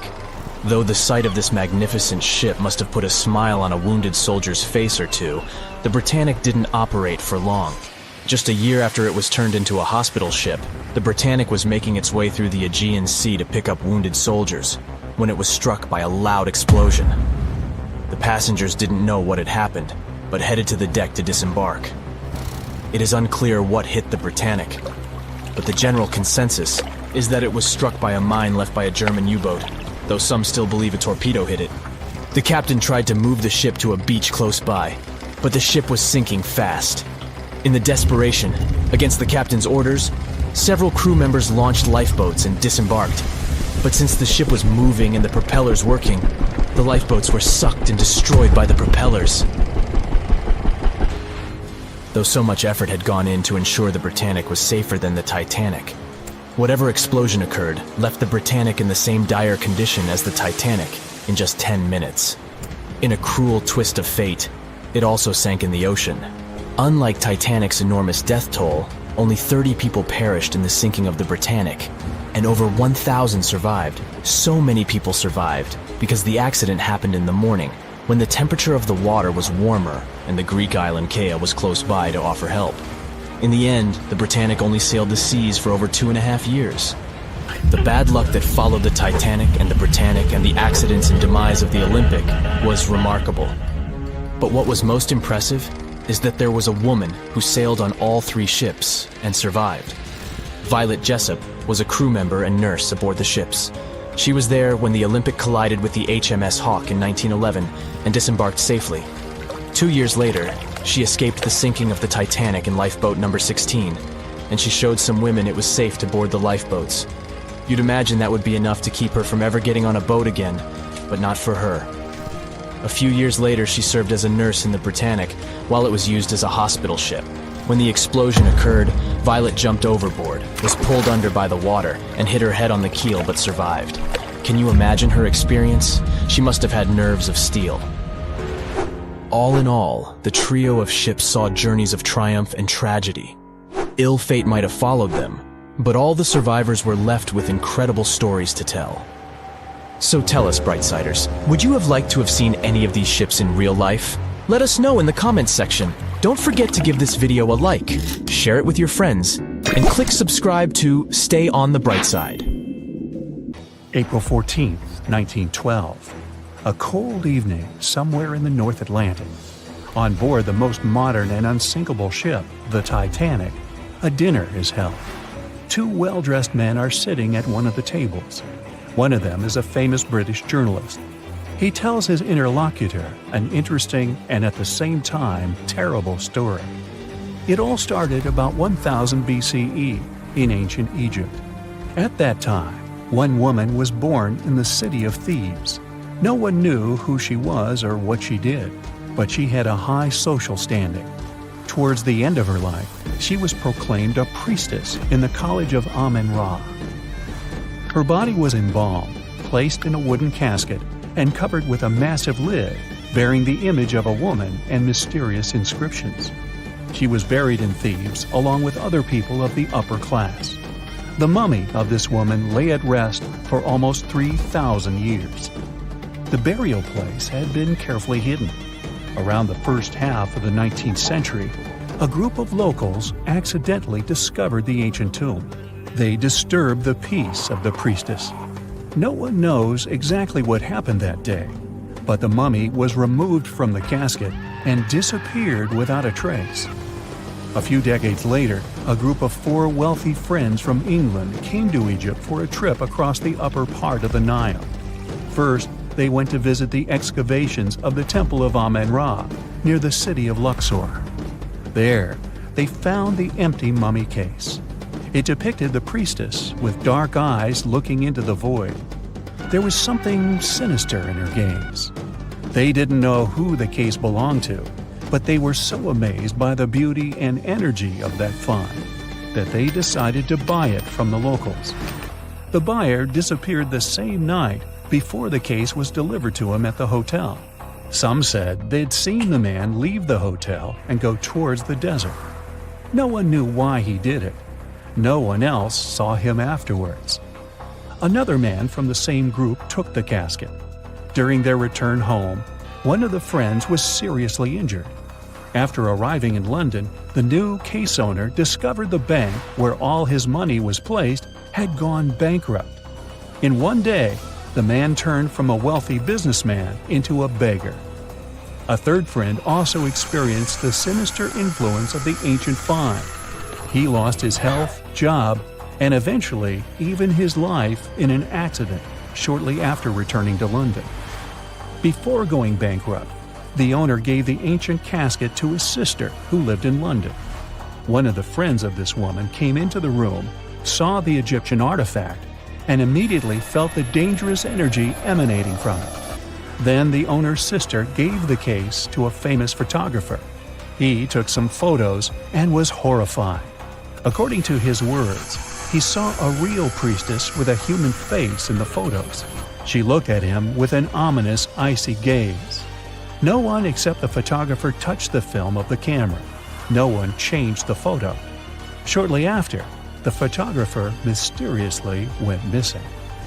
From that point, the story becomes vague. According to one version, the owner's sister gave the artifact to the British Museum. The man who transported the case passed away soon after, and his assistant got into a terrible accident. Another version says that the item from the Egyptian tomb was bought by a rich businessman. After that, 3 members of his family also had an accident, and his house burned down. Convinced the mummy case was cursed, he gave it to the British Museum. The interlocutor listens to the story with such interest that he forgot about dinner, which has gone cold. "How did you know all this?" he asks. The journalist replies he has been studying everything related to the mummy and its owners for several months. He found evidence of all the accidents and put together the full picture. "So, what happened next?" the interlocutor asks. It seems the mummy case should find peace in the museum. The priestess was surrounded by other kings and queens from different times. However, there was no peace. Scientists and ancient languages experts tried to decipher the symbols on the case. They found out that most of the inscriptions meant curses and misfortunes addressed to those who'd dare to disturb the peace of the priestess. Every night, the guards and museum staff heard the knocking coming from the mummy case. The knocking was accompanied by crying and screaming. Also, someone scattered other exhibits all over the hall every night. Everyone soon came to believe that the priestess's spirit continued to use magic forces. Then, one private collector became interested in the case. He bought it from the museum, not for his collection, but to try to expel the spirit of the mummy from the artifact. It's not known in what ways he tried to do this, but he failed. Then, he managed to sell the mummy case to a rich American archaeologist. That guy decided to move the mummy to New York. And what? What happened next? The interlocutor asks with interest. "That's it. End of story," the journalist answers. "What do you mean? What happened to the mummy? Where is it now?" The journalist looks at the interlocutor with some excitement. "She's here. She's on the Titanic," he says. The interlocutor looks scared and confused, but the journalist confirms the sarcophagus is here. He doesn't doubt it because he saw it with his own eyes. After dinner, they go to their cabins. The journalist lies down but can't help thinking about the mummy. He tries to convince himself that everything he has found out about the priestess is a myth. There is no curse. The moment he finally falls asleep, he feels a slight push. A few minutes later, a crew member knocks on his cabin door. He informs that all passengers must go to the upper deck because something has happened to the ship. The journalist goes out into the fresh air and sees a huge crowd of people. There's no panic yet. Someone says that something has happened to the engine. Others say it's just a precaution. The journalist immediately understands everything. The ship is sinking. The priestess did it. In less than an hour, the Titanic completely went underwater. One legend says the priestess influenced the captain of the ship. The crew members didn't dare to put such a valuable cargo in the hold. Therefore, they placed the box with the artifact near the captain's bridge. On that fateful night, the captain decided to look at the casket with his own eyes. After that, his behavior became weird. They said the spirit clouded his mind. When the ship entered the territory filled with icebergs, he refused to slow down, despite the requests of the crew.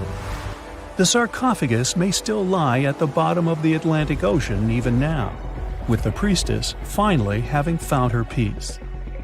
Okay, this story is nothing more than a legend.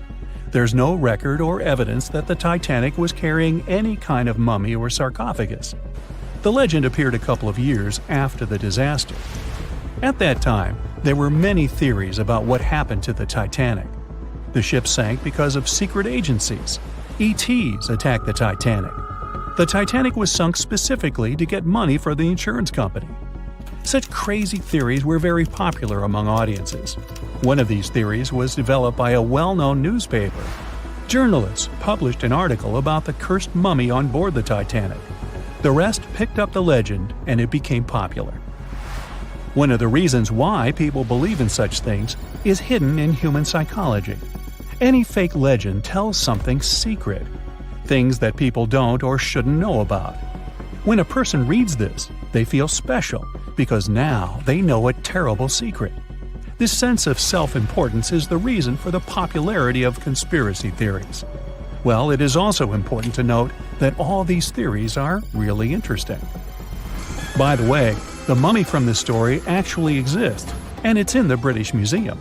More precisely, there's only a wooden lid from the sarcophagus with the image of a woman. It's still unknown who it belonged to. The identity of the last owner is also unknown. It's only known the exhibit was transferred to the museum at the end of the 19th century. There, she was called the Unlucky Mummy. The museum staff reports that it doesn't bring any misfortunes. The screams and knocking from the lid are just a myth. You can come and see the exhibit yourself with your own eyes, if you dare, of course. On the night of April 14th to 15th, 1912, the most modern and unsinkable ship collided with an iceberg and sunk. And it was incredibly scary. Just imagine a huge cruise ship, several times the size of the Statue of Liberty, crashing into a massive chunk of ice and sinking. It's dark and cold. All you can hear is the rumbling and grinding of breaking metal and wood. All that surrounds you is the icy waters of the endless Atlantic Ocean. There's almost no connection with the outside world. There are no phones or internet. Nobody else on the whole planet knows that the ship is sinking. It's a real nightmare. But the most shocking thing is that the people who were on the Titanic that day didn't panic.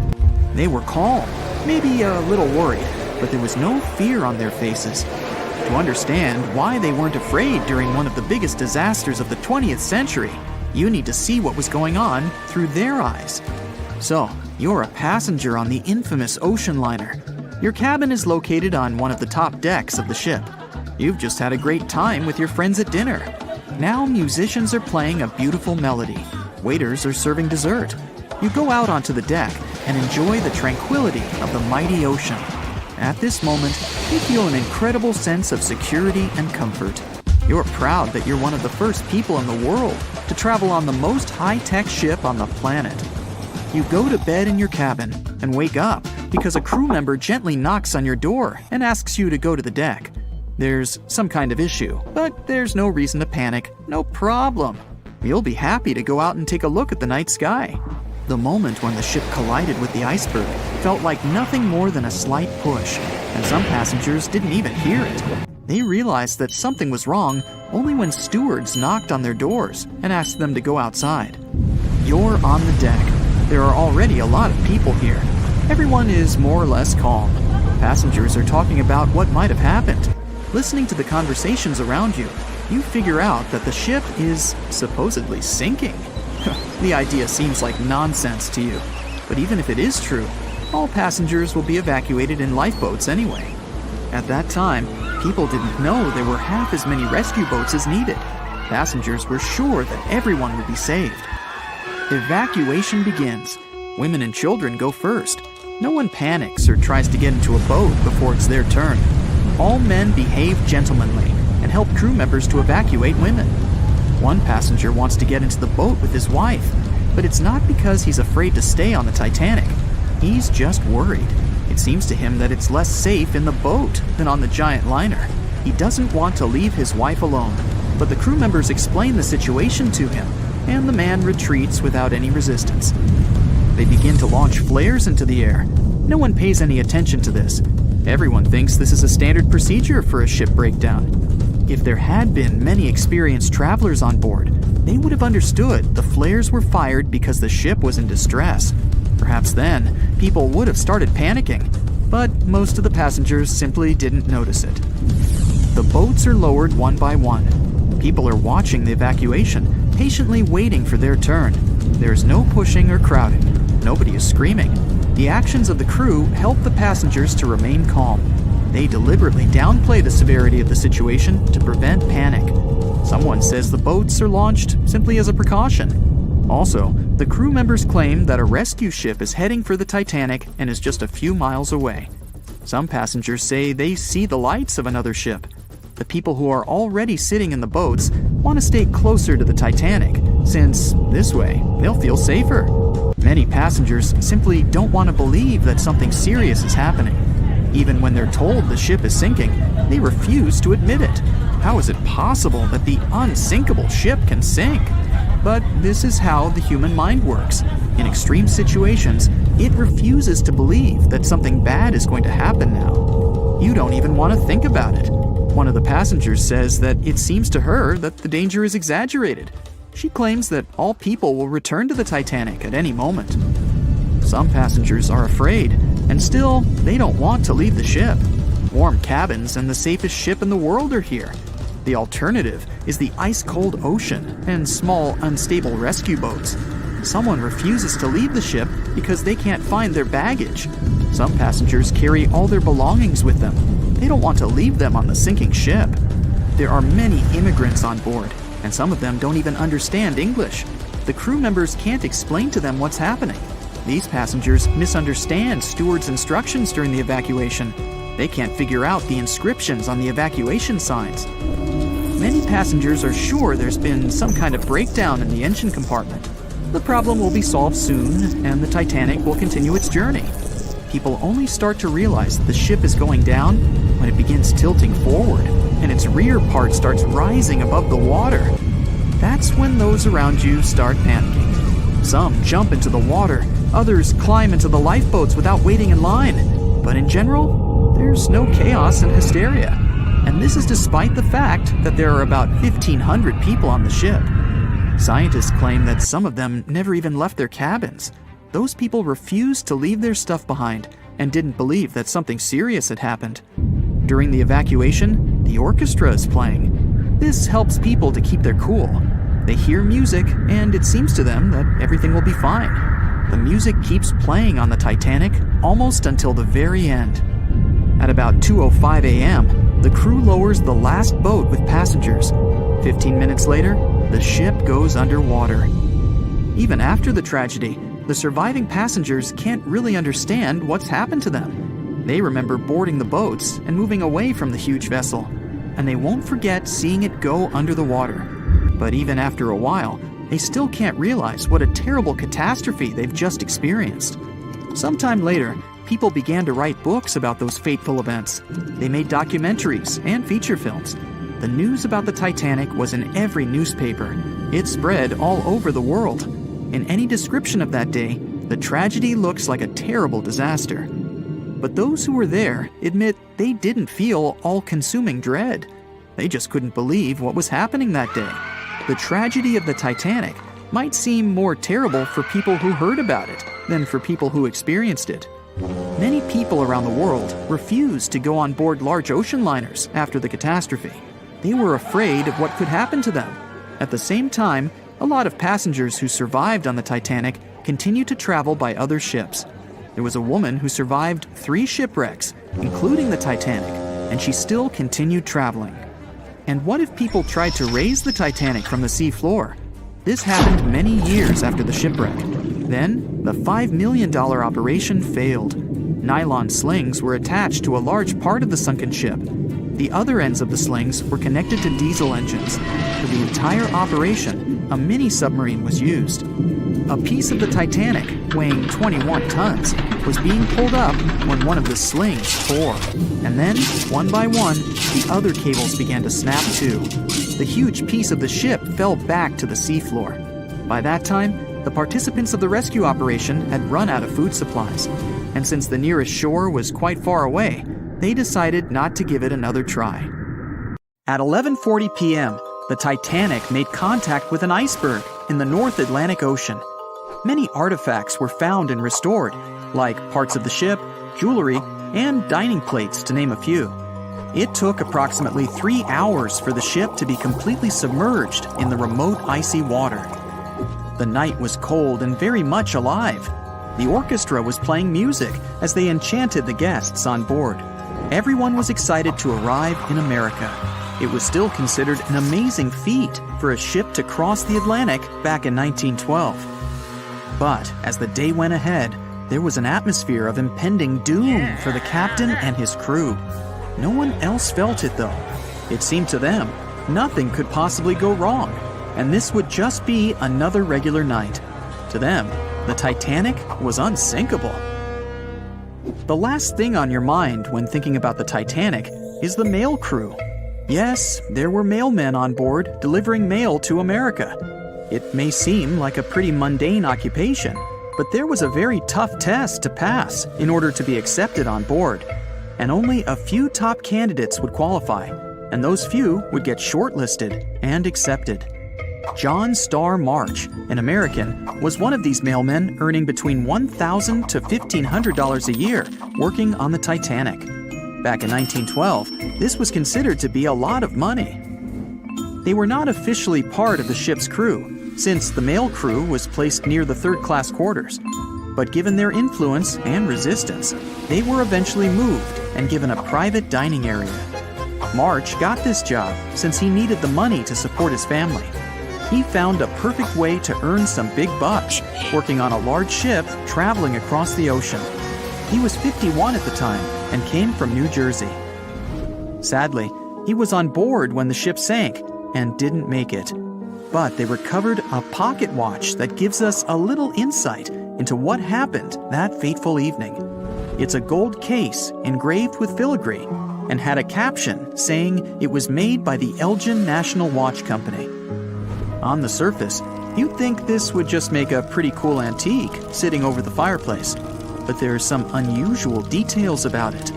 There are obvious signs water seeped beneath the glass, and the black arms of the watch indicate the time to be exactly 1:27. It leaves us wondering why the clock stopped at this precise hour. What was the owner doing? The mail clerks were operating a fully functioning and efficient mail sorting facility on board the Titanic.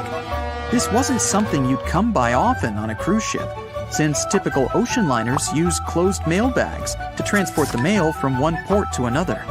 But the mail sorting facility on the Titanic allowed passengers to send out postcards whenever the ship docked in transit zones in Ireland and France. According to reports, people started heading back to their rooms at around 11 p.m., but some of them were still hanging around and enjoying their night. The 5 mailmen were celebrating a colleague's birthday in their separate dining room.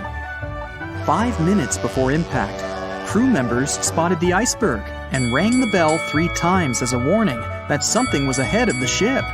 They gave orders for the Titanic to move left, or, as they say in the biz, hard a starboard, to make the engines reverse. It was not enough to avoid the great impact.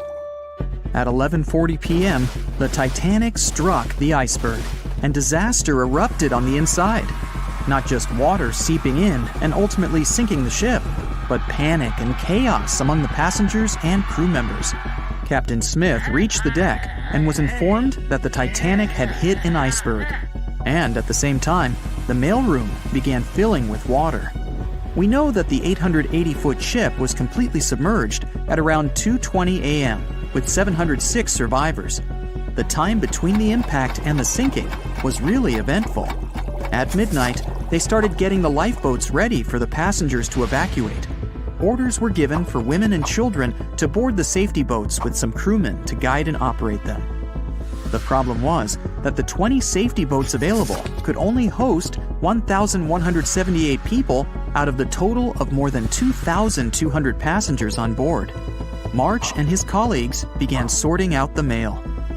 There was chaos in directing and ordering around. With each second passing, icy cold water was filling the ship. 15 minutes after midnight, Captain Smith ordered his crew members to send out a distress signal. Even though SOS was established earlier than the Titanic, many others used CQD.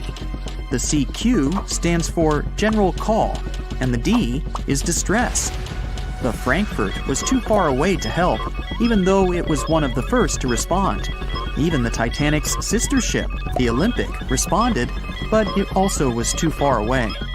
At 12:20 a.m., the Carpathia received the urgent message and redirected from its original course to help them out, even though they were 58 nautical miles away. Although this was some relieving news, the water kept seeping in at an alarming rate. It wasn't easy to keep everyone calm, knowing that the ship could be underwater in a matter of hours. At this point, many passengers were already on board the safety boats, waiting to descend into the water. The musicians on board began playing music for the ones still waiting. At first, they were playing in the first-class lounge, and then they moved to the deck. There's a debate on how long they were playing for and what song it was. None of the musicians made it out. The 5 mailmen on board were also doing their duties while the ship was sinking. According to a ship officer, the mailroom was already covered in water above the ankles, and the mailmen were busy trying to save as much mail as they could. March was one of them. There were bags of mail floating around. They started with the registered mail. Witnesses of the Titanic sinking reported the mailmen were putting bags of mail on the deck to keep them from getting wet until help arrived. They also mentioned bags of mail were floating about in the freezing water. It wasn't until 12:45 a.m. when lifeboat number 7 on the left side of the ship was lowered onto the water. Even though it had room for roughly 65 people, only 27 people were inside. Many of the safety boats carried fewer passengers than their maximum capacity allowed. The crew were worried that the boats would capsize if so many people were on them. Some reports suggest that some people even refused to board the safety ships, sticking with the claim that the Titanic was unsinkable. At the same time, they fired up one of the 8 distress rockets in the air, but it didn't get them any help. At 12:55 a.m., the second and third safety boats were descended to the waters with 2 male passengers jumping on board. 5 minutes later, another safety boat was lowered with around 39 people. At this point, water entered the base of the grand staircase. In the next 20 minutes, more safety boats were lowered, most of them underloaded. Still no help. The Carpathia was still on the way. Panic was growing, and tensions were rising. There was a lot of anger for people being left behind. At around 1:30 a.m., things were getting out of control. The organized boarding of passengers to the safety boats stopped. March's watch stopped 3 minutes earlier, which could mean he was part of the scuffle between crew members and passengers. It took 3 hours for the Carpathia to arrive. March wasn't among the survivors. His watch proved to be one of the essential findings lost in the wreckage of the Titanic. It was eventually returned to March's 2 daughters, and now it's in one of the collections of the National Postal Museum. March was a man who did what he had to do in the worst circumstances. Time was a precious commodity for the people on board the ship, and this watch proved valuable to learn more about the tragic yet inspiring stories of the Titanic. It was the start of 1912. A giant chunk of ice broke off a glacier in southwest Greenland. The ice was made up of snow that had fallen thousands of years before the event, perhaps as far back as when mammoths still roamed the earth. The iceberg started its journey. It was a huge thing, more than 1,700 feet long and weighing over 75 million tons. It was also a very peaceful chunk of ice. It steered clear of ships and busy transport routes. And then, it somehow floated much further south than other bergs did. Our iceberg was lucky. Others melt long before they get to these low latitudes. Out of up to 30,000 icebergs that drift away from Greenland's glaciers, only 1% ever make it all the way to the Atlantic. Even after melting into the water for months, this massive block of ice was still almost twice as heavy as the Golden Gate Bridge. The iceberg's top part was towering 10 stories over the ocean surface. Several days before our iceberg made it to the Atlantic Ocean, a magnificent ship left port. It was a luxury liner, carrying more than 3,000 passengers and crew members. At that time, it was the largest ship ever built. It was the Titanic. The collisions happened on April 14th, when the ship was in the North Atlantic, 370 miles away from Newfoundland. Unable to divert its course, the ship ruptured at least 5 of its hull compartments. They started to fill with water at an alarming speed. The Titanic's compartments weren't capped at the top. That's why the water spilled over and started to flood each succeeding one. The front of the ship began to sink, causing the back part to lift vertically into the air. And then, with a deafening roar, the liner broke in half. The rest is history. But what happened to the iceberg after that? On April 15th, the German ocean liner SS Prinz Adalbert was sailing through the North Atlantic. It was traveling a few miles away from the place where the Titanic had sunk several hours prior. The German ship's chief steward, who hadn't learned about the disaster yet, saw an iceberg. What drew his attention was a large streak of red paint going along the iceberg's base. Surprised, the man took a photo of his discovery. He thought the paint meant a ship had hit the iceberg within the past 12 hours. The next person who saw the iceberg and took another photo of it was the captain of a vessel laying deep-sea telecommunication cables. The ship was sent to help in the area where the Titanic had sunk. The captain later claimed the iceberg he'd seen had been the only one in that area, plus the red paint. It wasn't difficult to connect the dots. In 2015, one of these photos sold at auction for over $32,000. And still, experts are unsure whether the image really shows the infamous block of ice. It might be a simple iceberg that had been floating nearby at that time. The great unsinkable ship was gone, sunken to the bottom of the North Atlantic, where it remains to this day. But the iceberg continued on its way, perplexing a few witnesses and slowly melting into the surrounding water. It would vanish completely before the end of the year. On April 10, 1912, crowds gathered at Southampton Beach to wave off what was, at the time, the world's largest and most prestigious ship, the RMS Titanic. The cost of the most expensive first-class parlor ticket was $4,350. That's around $70,000 in today's money. But barely 5 days after steaming away, the ship was swallowed by the Atlantic Ocean. So let's rewind and go back to what actually happened on that fateful night. The captain wanted to set a speed record for the ship's maiden voyage and arrive early. The ship was deemed unsinkable, so he went full throttle into the dark Arctic waters. After spotting the 100-foot iceberg, the crew desperately tried to steer the vessel away and avoid the collision, but the Titanic was traveling too fast, and the iceberg tore down the side of the ship, creating a huge opening in the hull. It wasn't a continuous rip, and damage was caused in several places. In total, the damage spanned along an area of around 300 feet. But the ship's designers had prepared for the prospect of a collision and added watertight compartments down each side of the ship to act as a buffer zone. 4 of these compartments could be breached and the ship would still stay afloat. But because the iceberg tore down the side of the Titanic, it ripped holes in 6 compartments. The compartments didn't extend up the total height of all decks and weren't actually sealed at the top.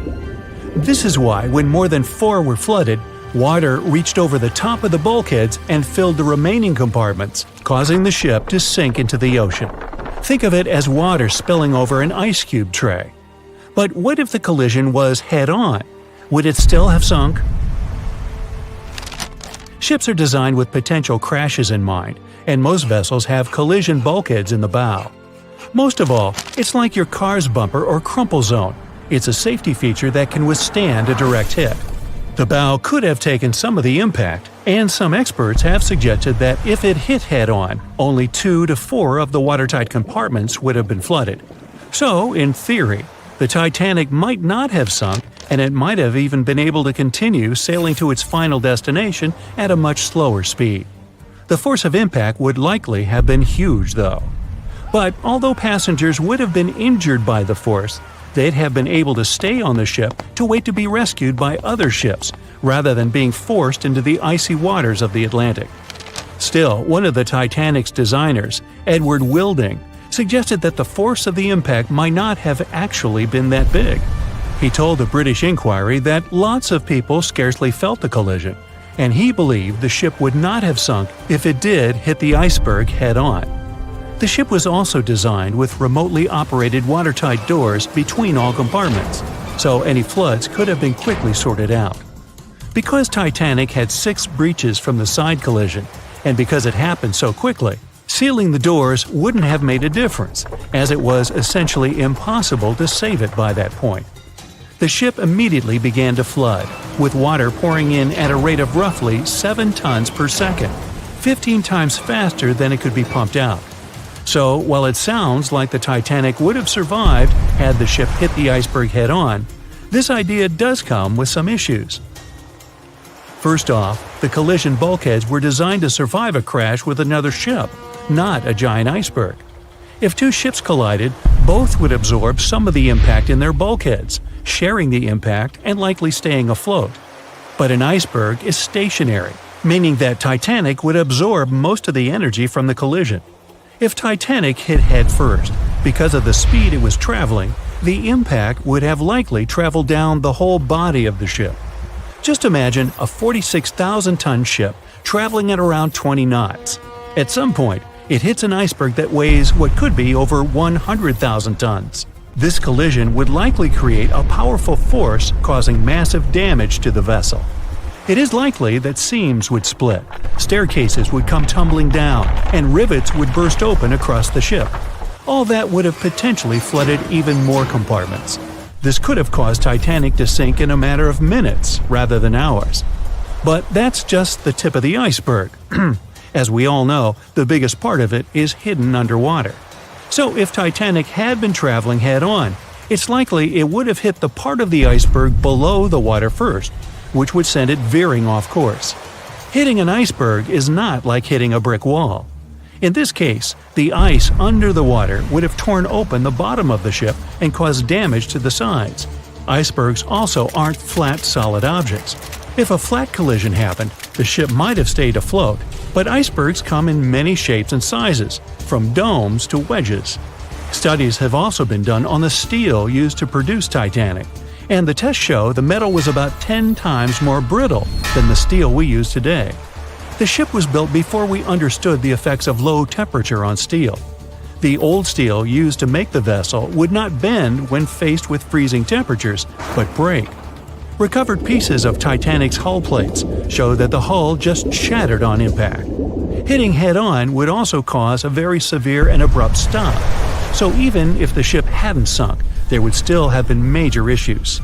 Think about when you suddenly hit the brakes on your car, or when the bus stops while you're walking down the aisle and you get flung forward. Passengers would have been thrown across the ship, and because the crash happened at night, most people were sleeping, so wouldn't be able to effectively prepare for any sort of impact. This would result in injuries for most people on board. It would be especially bad for those at the front of the ship, where the accommodation for the off-duty firefighters, greasers, and engineers was. But while passengers and off-duty crew may have been thrown out of bed, there would be a lot more survivors than in the original scenario. Many ships have had head-on collisions and made it back to shore. Not many people know that Titanic actually had 2 sister ships. The White Star Line, the company that built Titanic, also built vessels called Britannic and Olympic. Captained by Edward J. Smith, who would later helm Titanic, the Olympic set off on its maiden voyage in June 1911. But much like for its sister ship, disaster was just around the corner. On its 5th commercial voyage, Olympic collided with a Royal Navy ship, HMS Hawke. While the Olympic received damage to its side, Hawke crashed into the other vessel head-on. The bow of the Hawke was completely crushed by the collision, but because the ship had watertight compartments, it managed to survive the impact and later returned to shore for repair. Another study case is the SS Andrea Doria, which was an Italian ocean liner that made global headlines in 1956. Like the Titanic, the Andrea Doria was heading for New York City on its 101st voyage when disaster struck. On July 25th, the vessel collided with the 524-foot Swedish passenger liner Stockholm. The Stockholm hit the ship head-on, but the point of impact for the Andrea Doria was on its side. The front of the Stockholm was completely smashed, but because the impact was on its hull, it managed to survive. The Andrea Doria, however, sadly sank due to the collision being on the side of the ship. So these cases could suggest that maybe the Titanic would have survived had it hit the iceberg head-on. But we have to remember that the Titanic hit the thing full speed, whereas both the Olympic and the Andrea Doria were traveling slower. April 14, 1912. The Titanic crashed into a huge iceberg and sank. Yep, we've covered that. But what if this time we use the ice to bring the ship to the surface? This requires several thousand feet of wire mesh and a lot of liquid nitrogen. Our goal is to put the Titanic in a huge block of ice that will raise the ship to the surface. Now to do this, you need to wrap the wreck in a wire mesh and cover it with liquid nitrogen. The first problem you face is the inability to wrap the ship completely. You need to somehow lift the ship a little to put the mesh under it. Let's say that by some miracle you manage to do so. Next, you need to transport hundreds of large tanks of liquid nitrogen.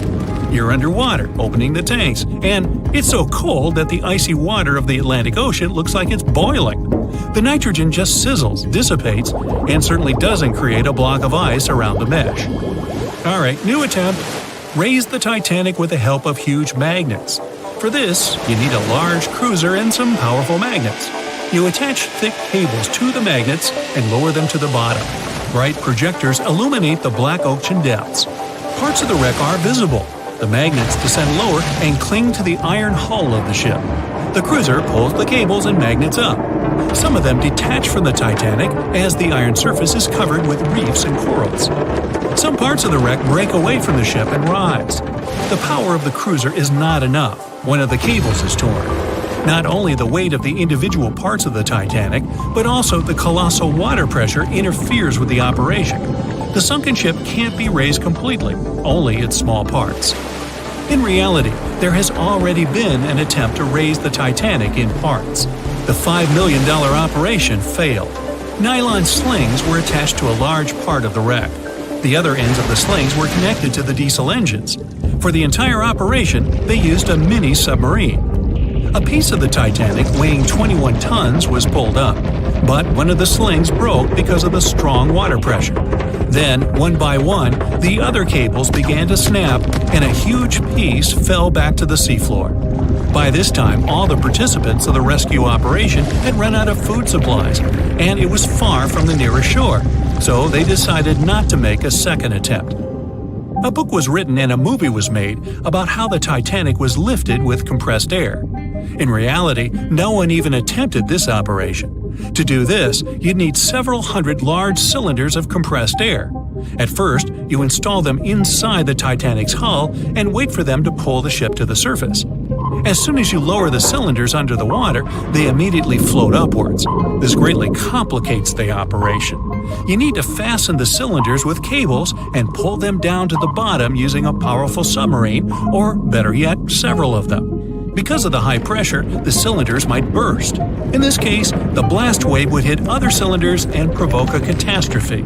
Too expensive and unsafe. The most expensive and complex plan to raise the Titanic is probably the one where scientists somehow extract hydrogen and oxygen from the ocean water. Then, these extracted elements must fill special containers. Those containers are attached to the ship, and the Titanic would rise to the surface. Even if you extract oxygen and hydrogen from millions of tons of water, the rest of the ocean water will replace it.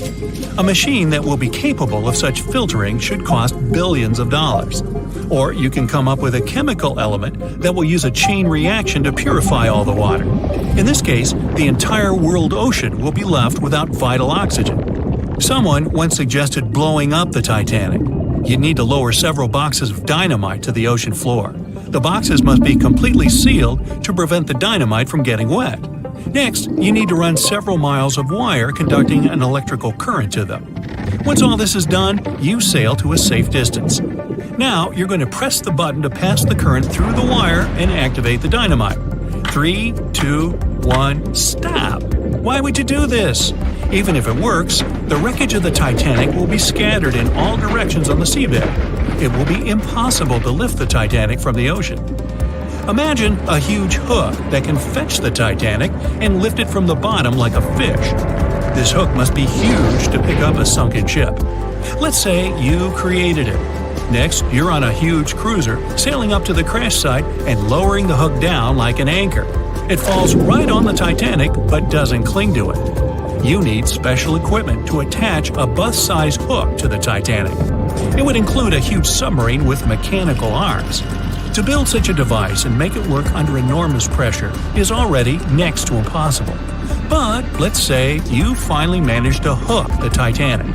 It's then you realize the cruiser doesn't have enough power to lift the ship, weighing more than 50 tons, and the hook that adds about 10 tons more.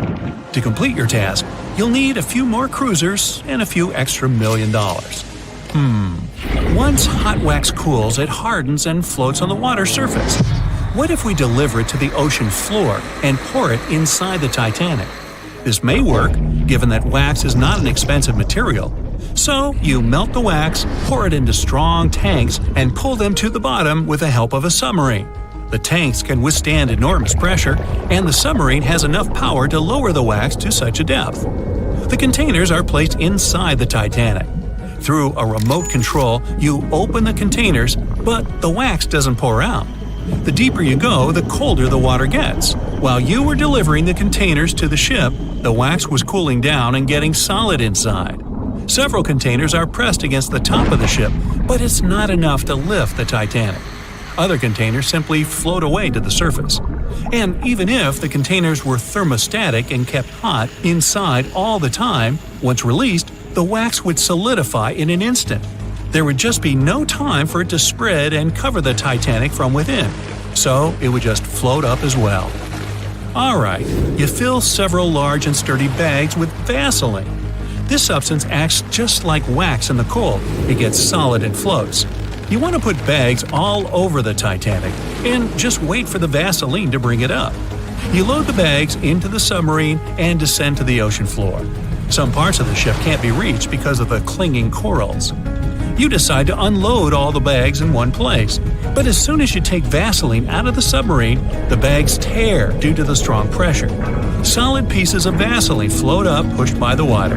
Mission failed. The craziest idea is to fill the Titanic with millions of ping pong balls. Small plastic balls filled with air should push the ship to the surface. But as soon as you start to lower them to the bottom, the plastic immediately flattens and all the air from the balls pops out. You can deliver the balls inside a submarine, but once you put them inside the Titanic, the pressure will crush them again. Also, you can create balls made from strong ultralight material and fill them with air. In this case, you will need much more money. As soon as you put the balls inside the ship, some of them will immediately slip through the holes in the ship, and the remaining ones won't be enough to lift the wreck weighing more than 50 tons from the bottom. Well, to study the Titanic, you don't need to go down to the ocean floor. On the internet, you can find a detailed 3D map that shows the wreck site, as well as the ship itself on the seabed. To get a realistic picture of the Titanic, researchers used sonar technologies and underwater robots, which took more than 10,000 pictures of the sunken ship. So, what do you think? Leave it alone? Yeah, me too. April 10th, 1912. You're on the coast of the Atlantic Ocean, in a small port town. Hundreds of people, and you among them, are going to board the huge, majestic ship. It's 3 times as long as the Statue of Liberty is tall. The ship is considered the most advanced and unsinkable watercraft of its time. You can see hundreds of luxury cabin windows on its deck, and the Titanic inscription on the magnificent iron hull. This day, the famous superliner set off on its first and last voyage from Southampton to New York. But now, you'll see an alternate story. You can hear a crew member announcing the start of the Titanic's trip. The ship sails from Africa to Bermuda, and the cause of its catastrophe will not be an iceberg at all. For 4 days, Titanic sails through North Atlantic waters. The sun warms the ship so much that during the day, all the passengers sit inside the ship. In the evening, when a cool breeze descends on the ocean, All the people go up on deck to watch the beautiful red sunset. Midnight, April 15th. You're sitting in your cabin reading a book. You're usually asleep at this time, but right now, you're just flipping through page after page. You close the book and look around the cabin. You feel like someone's watching you. You get up and break out into a cold sweat. An inexplicable feeling of anxiety permeates your body and causes goosebumps. You look out the cabin window where the ocean spray is banging the glass, but you can't see anything. There's a thick fog outside. You leave the cabin. In addition to you, several passengers also left their beds because of a heightened sense of danger. They greet you and ask what's wrong, but no one knows. You head to the stairs to go out on the deck to see the situation. At this point, the floor goes out from under your feet. A strong push makes you fall. A rumble reverberates through the Titanic. You get up and see more and more people going out from their cabins. You run up the stairs and meet a crew member. He doesn't tell you anything, but his eyes are wide with fear. You go up on deck and can hardly see anything. A thick, wet fog has settled over the ship. Several passengers are holding their heads as if they have a headache. You see the captain and ask him what happened. The captain admits that he has no idea where you are. You see a compass in his hand. The arrow turns in different directions. It's impossible to determine where exactly the ship is now. Interestingly, there was no such thing as the Bermuda Triangle before 1964, but the first reports of missing ships in this area date back to the middle of the 19th century. Another push. This time you've managed to stay on your feet. It felt like something big just hit the ship. You run to the railing at the edge of the deck and stare overboard. Through the white fog, you notice a huge shark fin. You haven't seen the full size of the shark, but from what you've seen, it must be as long as a train car. The shark swims away, but after a few seconds, you can see its fin again. It quickly approaches the ship and grabs the iron hull with its huge jaws. The deck is shaking. You can hear the grinding of metal. It seems this huge predator just made a hole in the hull. Only one creature on the planet can do this, the Megalodon. It's an ancient marine predator that measured almost 60 feet in length. Megalodon had no competition in the ocean. It was at the top of the food chain. It's believed the shark disappeared millions of years ago, but the ocean is only 5% explored. Here, it's alive and swimming in the mysterious waters of the Bermuda Triangle. Everyone aboard the ship is panicking. People from the lower decks are running upstairs. The Titanic slowly sinks and tilts to the side. Everyone goes to the lifeboats, but no one dares to get in them while the huge ancient monster is around. The ship's bow submerges under the water. You stand on the left side of the deck and see the Megalodon bite off pieces of the iron hull. You shout to the people in the stern section that the Megalodon is busy and they have time to evacuate. The first rescue boats with passengers go down on the water. Some passengers just jump overboard. Fortunately, the water is much warmer than the place where the Titanic actually sank. You put on a life jacket and jump too. The Megalodon attacks the ship and drags it deeper into the water. The smell of the Titanic's kitchen must have attracted it. You find yourself among the ship's flotsam and lifeboats. The fog's finally rising. The starry sky and the moon illuminate the sea's surface. People help you to climb on board a rescue boat. Everyone tries to sail as far away from the sinking ship as possible. You see the huge shark swimming around the Titanic. At this moment, something distracts it, and the predator goes away. More than half of the ship is already under the surface. The second part looks like a candle sticking out of the water. The ocean is calm, the sky's clear and cloudless, there's no wind. From the side, you see a huge wave growing behind the Titanic. It's about 50 feet high, like a 5-story building. It knocks the ship down as easily as if it was made of paper. The monster wave dissolves in the water as quickly and unexpectedly as it appeared. You've just witnessed a rogue wave. This phenomenon occurs all over the world. Enormous waves suddenly appear, demolish ships, and disappear without a trace. Scientists still can't determine their exact nature, but according to the most popular theory, these waves are formed by kinetic vampirism. Under certain natural conditions, waves accumulate and exchange kinetic energy. Among all the waves out there, there is one vampire wave that absorbs the energy of all the others. When a lot of energy is accumulated, a huge wave grows and splashes it all out. Some believe the frequent disappearance of ships in the Bermuda Triangle occurred because of rogue waves. The people on the boats calm down. Someone sends a flare into the sky. You look at the ocean and see the triangular fin of the megalodon emerging from the water. It's the size of a sailboat, and it's coming your way.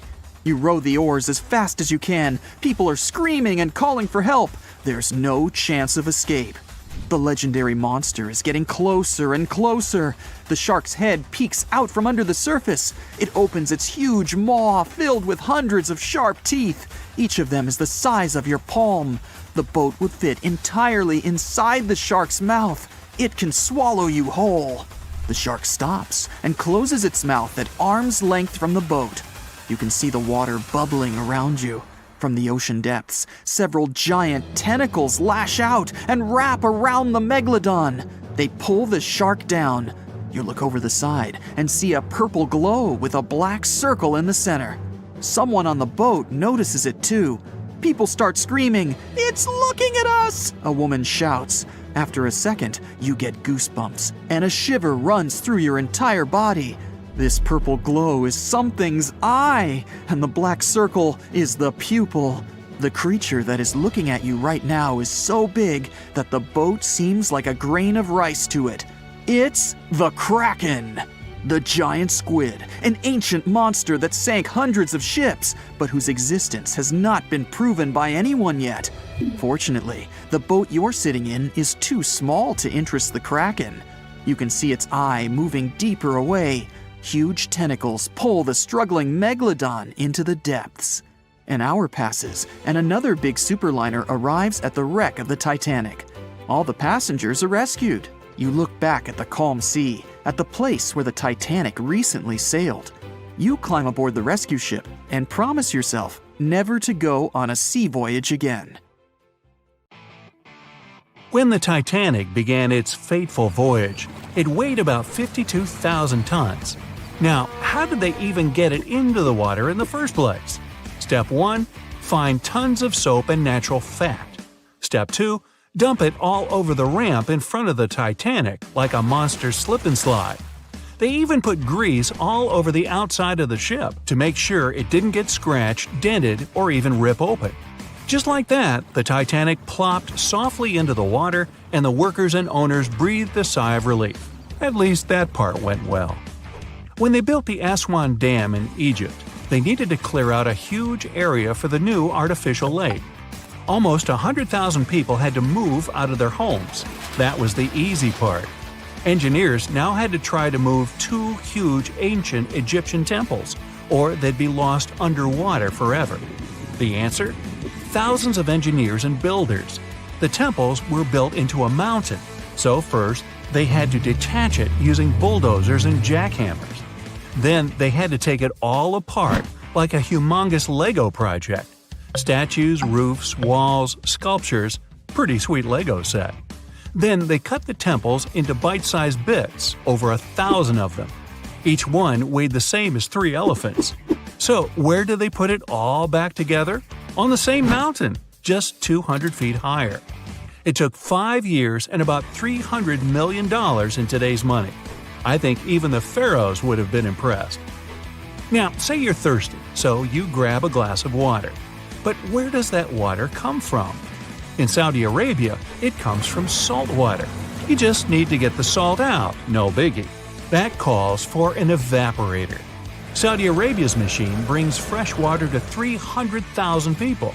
Not bad for so much desert. The evaporator weighs 5,000 tons, and it's pretty big, like 10 basketball courts big. They hired a special ship to bring it from Vietnam to Saudi Arabia, but even that was too small. After making the ship a little bigger and making a successful cross-continent journey, the evaporator finally touched down in the Middle East. Then it was easy. Just grab 30 tractor trailers and pull. Pretty impressive, but the largest thing ever moved on Earth is way bigger. Enter the Norwegian Troll gas production platform. It weighs more than the Titanic and is way taller than the Empire State Building. But the engineers weren't scared, even though they had to drag the thing 120 miles from shore. They hooked up 10 powerful boats and pulled it along for a week. That thing cost $1 billion to make, so they had to be careful. The boats were actually pulling it in all directions to keep it steady, then slowly making their way out to sea.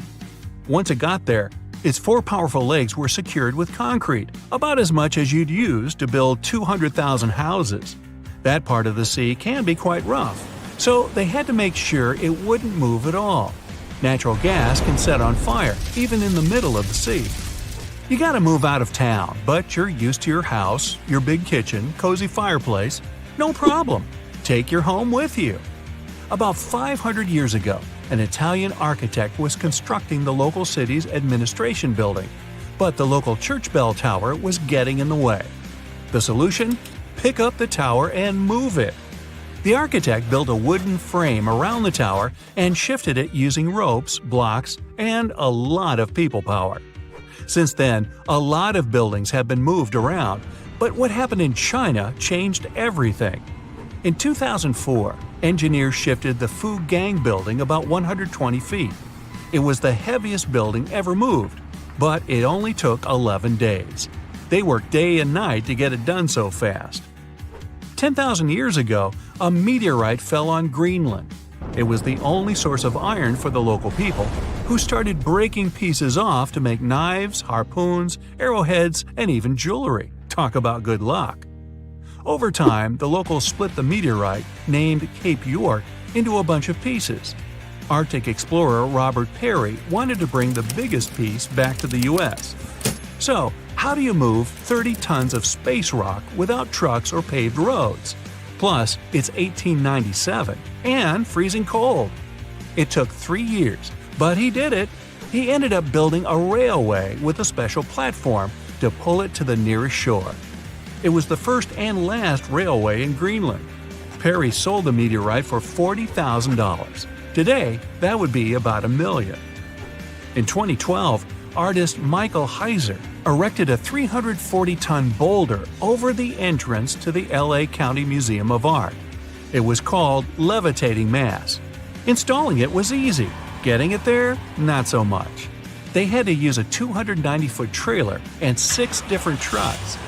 They only drove at night 100 miles through 22 cities. The most insane part, it ended up costing $10 million. The Swedish ship Vasa, built about 400 years ago, was almost a celebrity. People were amazed by its size, beautiful decoration, and gold sculptures. First time out to sea, it sank. Why? A gust of wind. Oops. Anyway, about 80 years ago, they decided to pull it out. One plan was to fill it with ping pong balls and freeze it in a block of ice. But instead, they just tied some ropes around it and used 18 lifts to drag it along the seabed to a shallow area. From there, it was pretty easy to lift it out. It was mostly made of wood, not much metal. The ship survived quite well because of the cold seawater and even floated by itself. The shuttle Endeavour flew 25 missions into space, and in 2012, NASA decided it deserved a break. Its retirement home would be the California Science Center. The massive shuttle was loaded onto trailers and driven through LA at the amazing speed of 2 miles per hour. It was the first and probably last time that a spaceship would drive through a big city. They had to clear a pretty big path and ended up chopping down a lot of pesky things like lampposts, traffic lights, power lines, even over 400 trees. But don't worry, they raised a lot of money from the whole thing, enough to plant over 800 new trees. The Statue of Liberty wasn't built in the USA. It was built in France.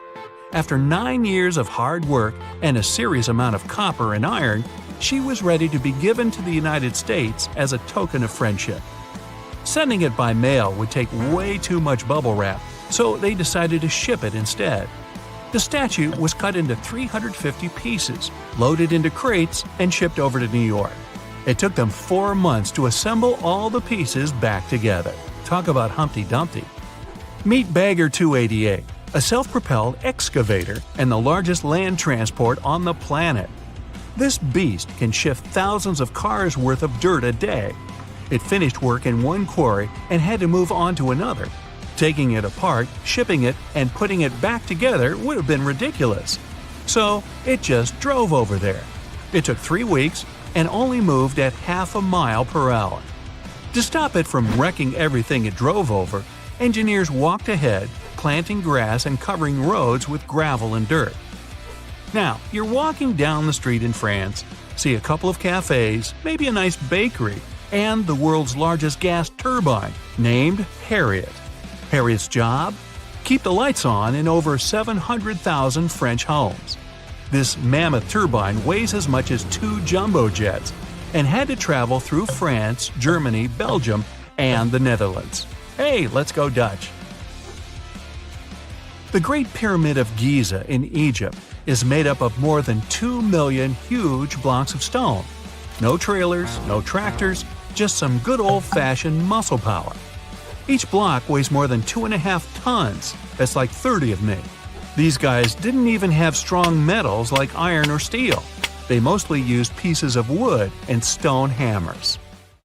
April 12th, in the year 2212. It's a great date for humanity, the 300th anniversary of the launch of the legendary Titanic. The best engineers of the world have collaborated for years to bring their masterpiece to the public, the Space-Tanic, and they've done it just in time. The glorious spaceship is waiting in its harbor under the limelight, photographed by thousands of people. The trip was scheduled for April 12th, just like 300 years ago. Finally, the big day has come. The passengers are going on board the most magnificent spaceship of the time. They call it Unbreachable. It has 12 decks, from the third class closer to the bottom, to the most luxurious first class on the top, with panoramic views of outer space. The ship is preparing for launch. The engines are starting, the final countdown has begun, and the Space-Tanic is off into the sky. It quickly becomes no more than a speck in the big blue and then disappears. The first day of the flight goes perfectly. The ship leaves the Earth's atmosphere in less than an hour, and passengers enjoy the wonderful view outside. The blue and green planet on the backdrop of the black void of space. The ship slows down a bit as it moves into orbit. There are too many satellites and space debris circling around the Earth. The Space-Tanic has to go carefully in darkness. Suddenly, the ship's captain makes an announcement. All passengers are invited to the promenade decks to watch as the solar panels are being unfolded. People go outside to goggle at the sight. The silver and black panels slowly emerge from their containment slots, and the Space-Tanic finally takes its real form. As the sun's energy begins to flow into the ship, the thrust engines turn to minimum. The spaceship is now in energy collecting mode. For the trip to Mars to take just a few days, it needs to make a transit jump. In another 5 hours, another announcement rings across the board. The ship is approaching the moon, and the passengers are invited to look at the satellite from up close. The Space-Tanic passes by at several thousand miles, and the moon looks huge. All the craters on the satellite, even the smallest ones, are clearly visible. The view is outstanding. The moon is left behind, and lights on the ship go dim. There's no natural change of day and night in space, so the crew monitors the time and imitates the shift. The next day promises nothing of interest, as there's going to be a long traverse between the moon and Mars. The passengers are wandering off to their cabins to sleep.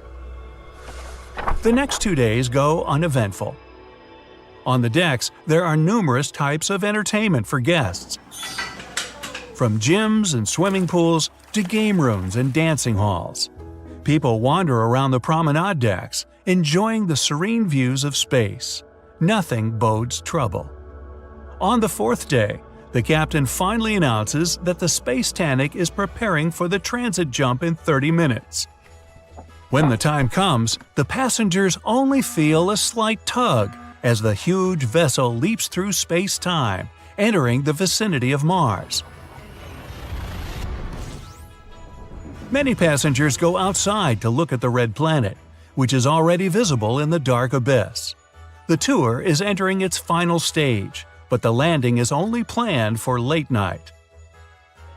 At 11 p.m., when most passengers were already in their beds, the Titanic begins the final maneuvers. It has to make a little roundabout trip over Mars because the port is on the other side of the planet.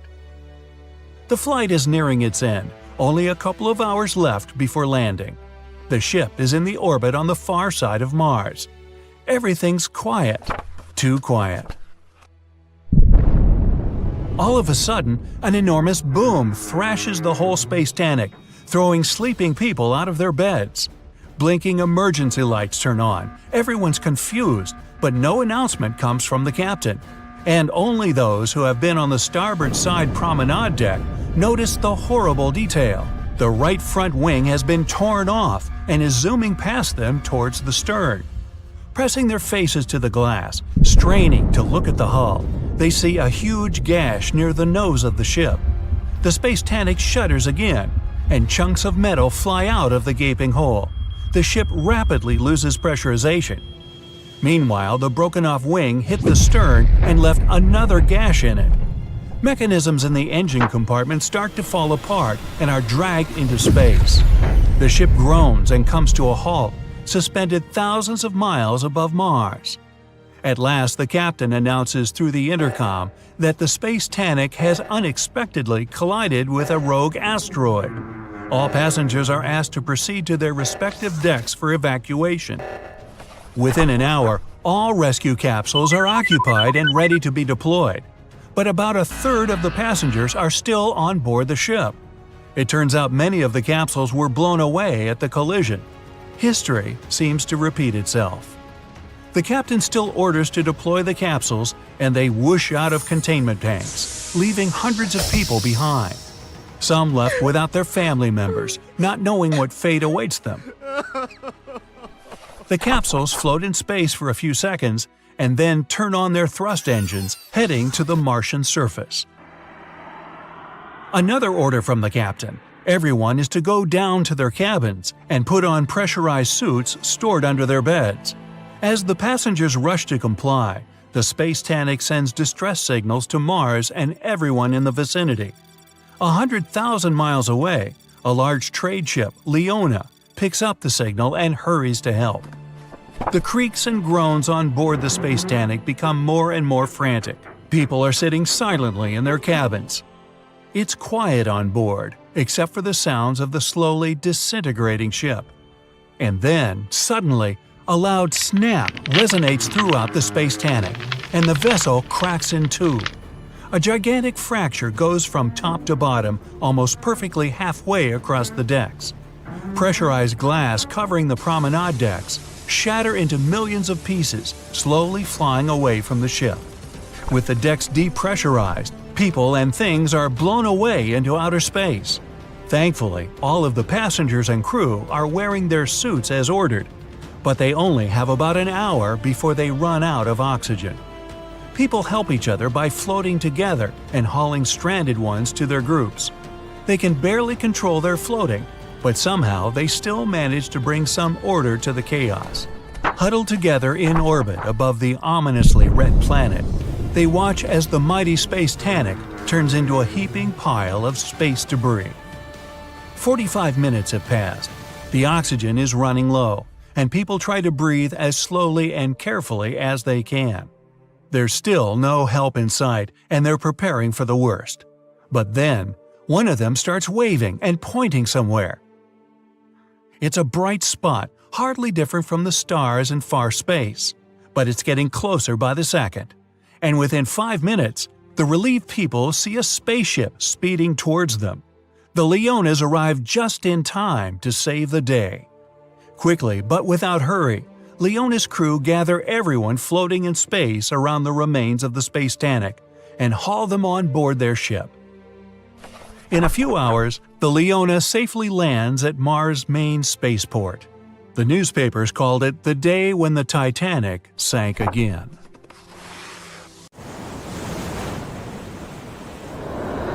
The Kraken is a colossal squid, a legendary sea monster, the biggest hunk of calamari you ever saw. And if this monster had existed, the world would have changed beyond recognition. The Kraken has powerful tentacles, solid muscles with suckers at the end.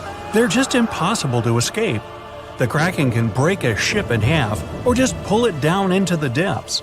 But the worst thing about the Kraken is its size. According to old sailor stories, the Kraken reached 5,000 feet in length. That's almost 10 soccer fields. Hey, maybe the Kraken could play soccer. The Kraken legend said the monster was so giant that sailors mistook it for a small island. In past centuries, it would have been impossible to defeat such a beast. If the Kraken existed in reality, it might have had offspring. Yeah, in all the world's oceans, there would be giant monsters that could sink any ship. It's unlikely that the Kraken would have competitors in its habitat, so its population would grow strongly. Since the Kraken is enormous, it would need lots of food, so the population of other large sea animals would fall significantly. Blue whales, great white sharks, other giant squids, all the big sea creatures would be endangered. Many people are starving because of the reduction of large fish in the ocean. Urban economies that rely on fishing will be in decline.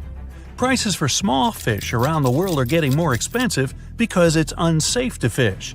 To defeat the Kraken, you need powerful weapons, but the monster is tough to catch. The Kraken belongs to the cephalopod genus. This species includes squid and octopus, some of the most intelligent creatures on the planet. The Kraken is a skilled hunter and will never fight in the open. So, what can you do? You can't track the Kraken because it approaches from the depths, not the surface. Though you may be able to tell that the monster is somewhere nearby if a lot of fish surface. When the Kraken swims, it scares all the fish in the vicinity. But it might already be too late. A huge tentacle emerges from the water, resembling a high tower. This tower falls on the deck of the ship, shattering it. The sailors scream and run. The Kraken lands a second blow, and the vessel is almost capsized. Next, the Kraken wraps its giant tentacles around the ship and pulls it to the bottom. Oh boy! What if the sailors managed to detach the ship from the tentacles of this monster? With the help of powerful weapons, the ship's crew strikes back. The Kraken retreats under the water. It's hurt, angry. It seems the battle is over, but here comes the worst. A whirlpool forms beside the ship.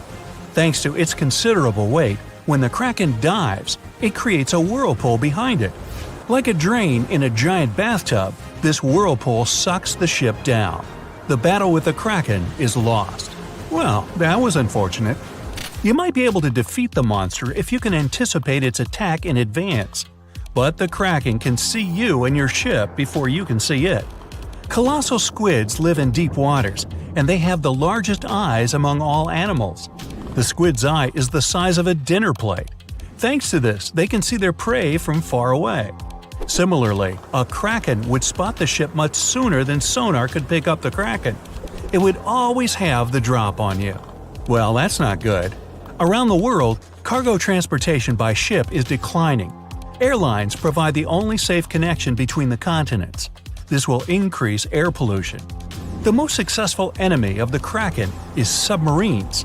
They travel at great depths and are equipped with powerful echolocators to help detect the Kraken in advance.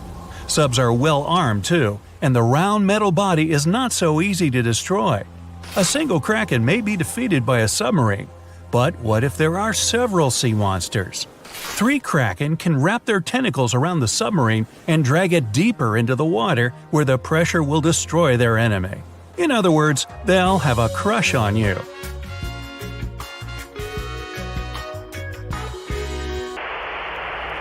The existence of the Kraken will have dramatically changed the development of many countries. What if Christopher Columbus, on his famous journey, noticed an island that he thought was the New World? He approaches it, but tentacles emerge from the island and sink Columbus's ship. The colonization of North America is delayed, maybe until airplanes are invented, and the first crewed flight wasn't until the 20th century. There would be no Hollywood. There would be no hamburgers, no famous American music playing.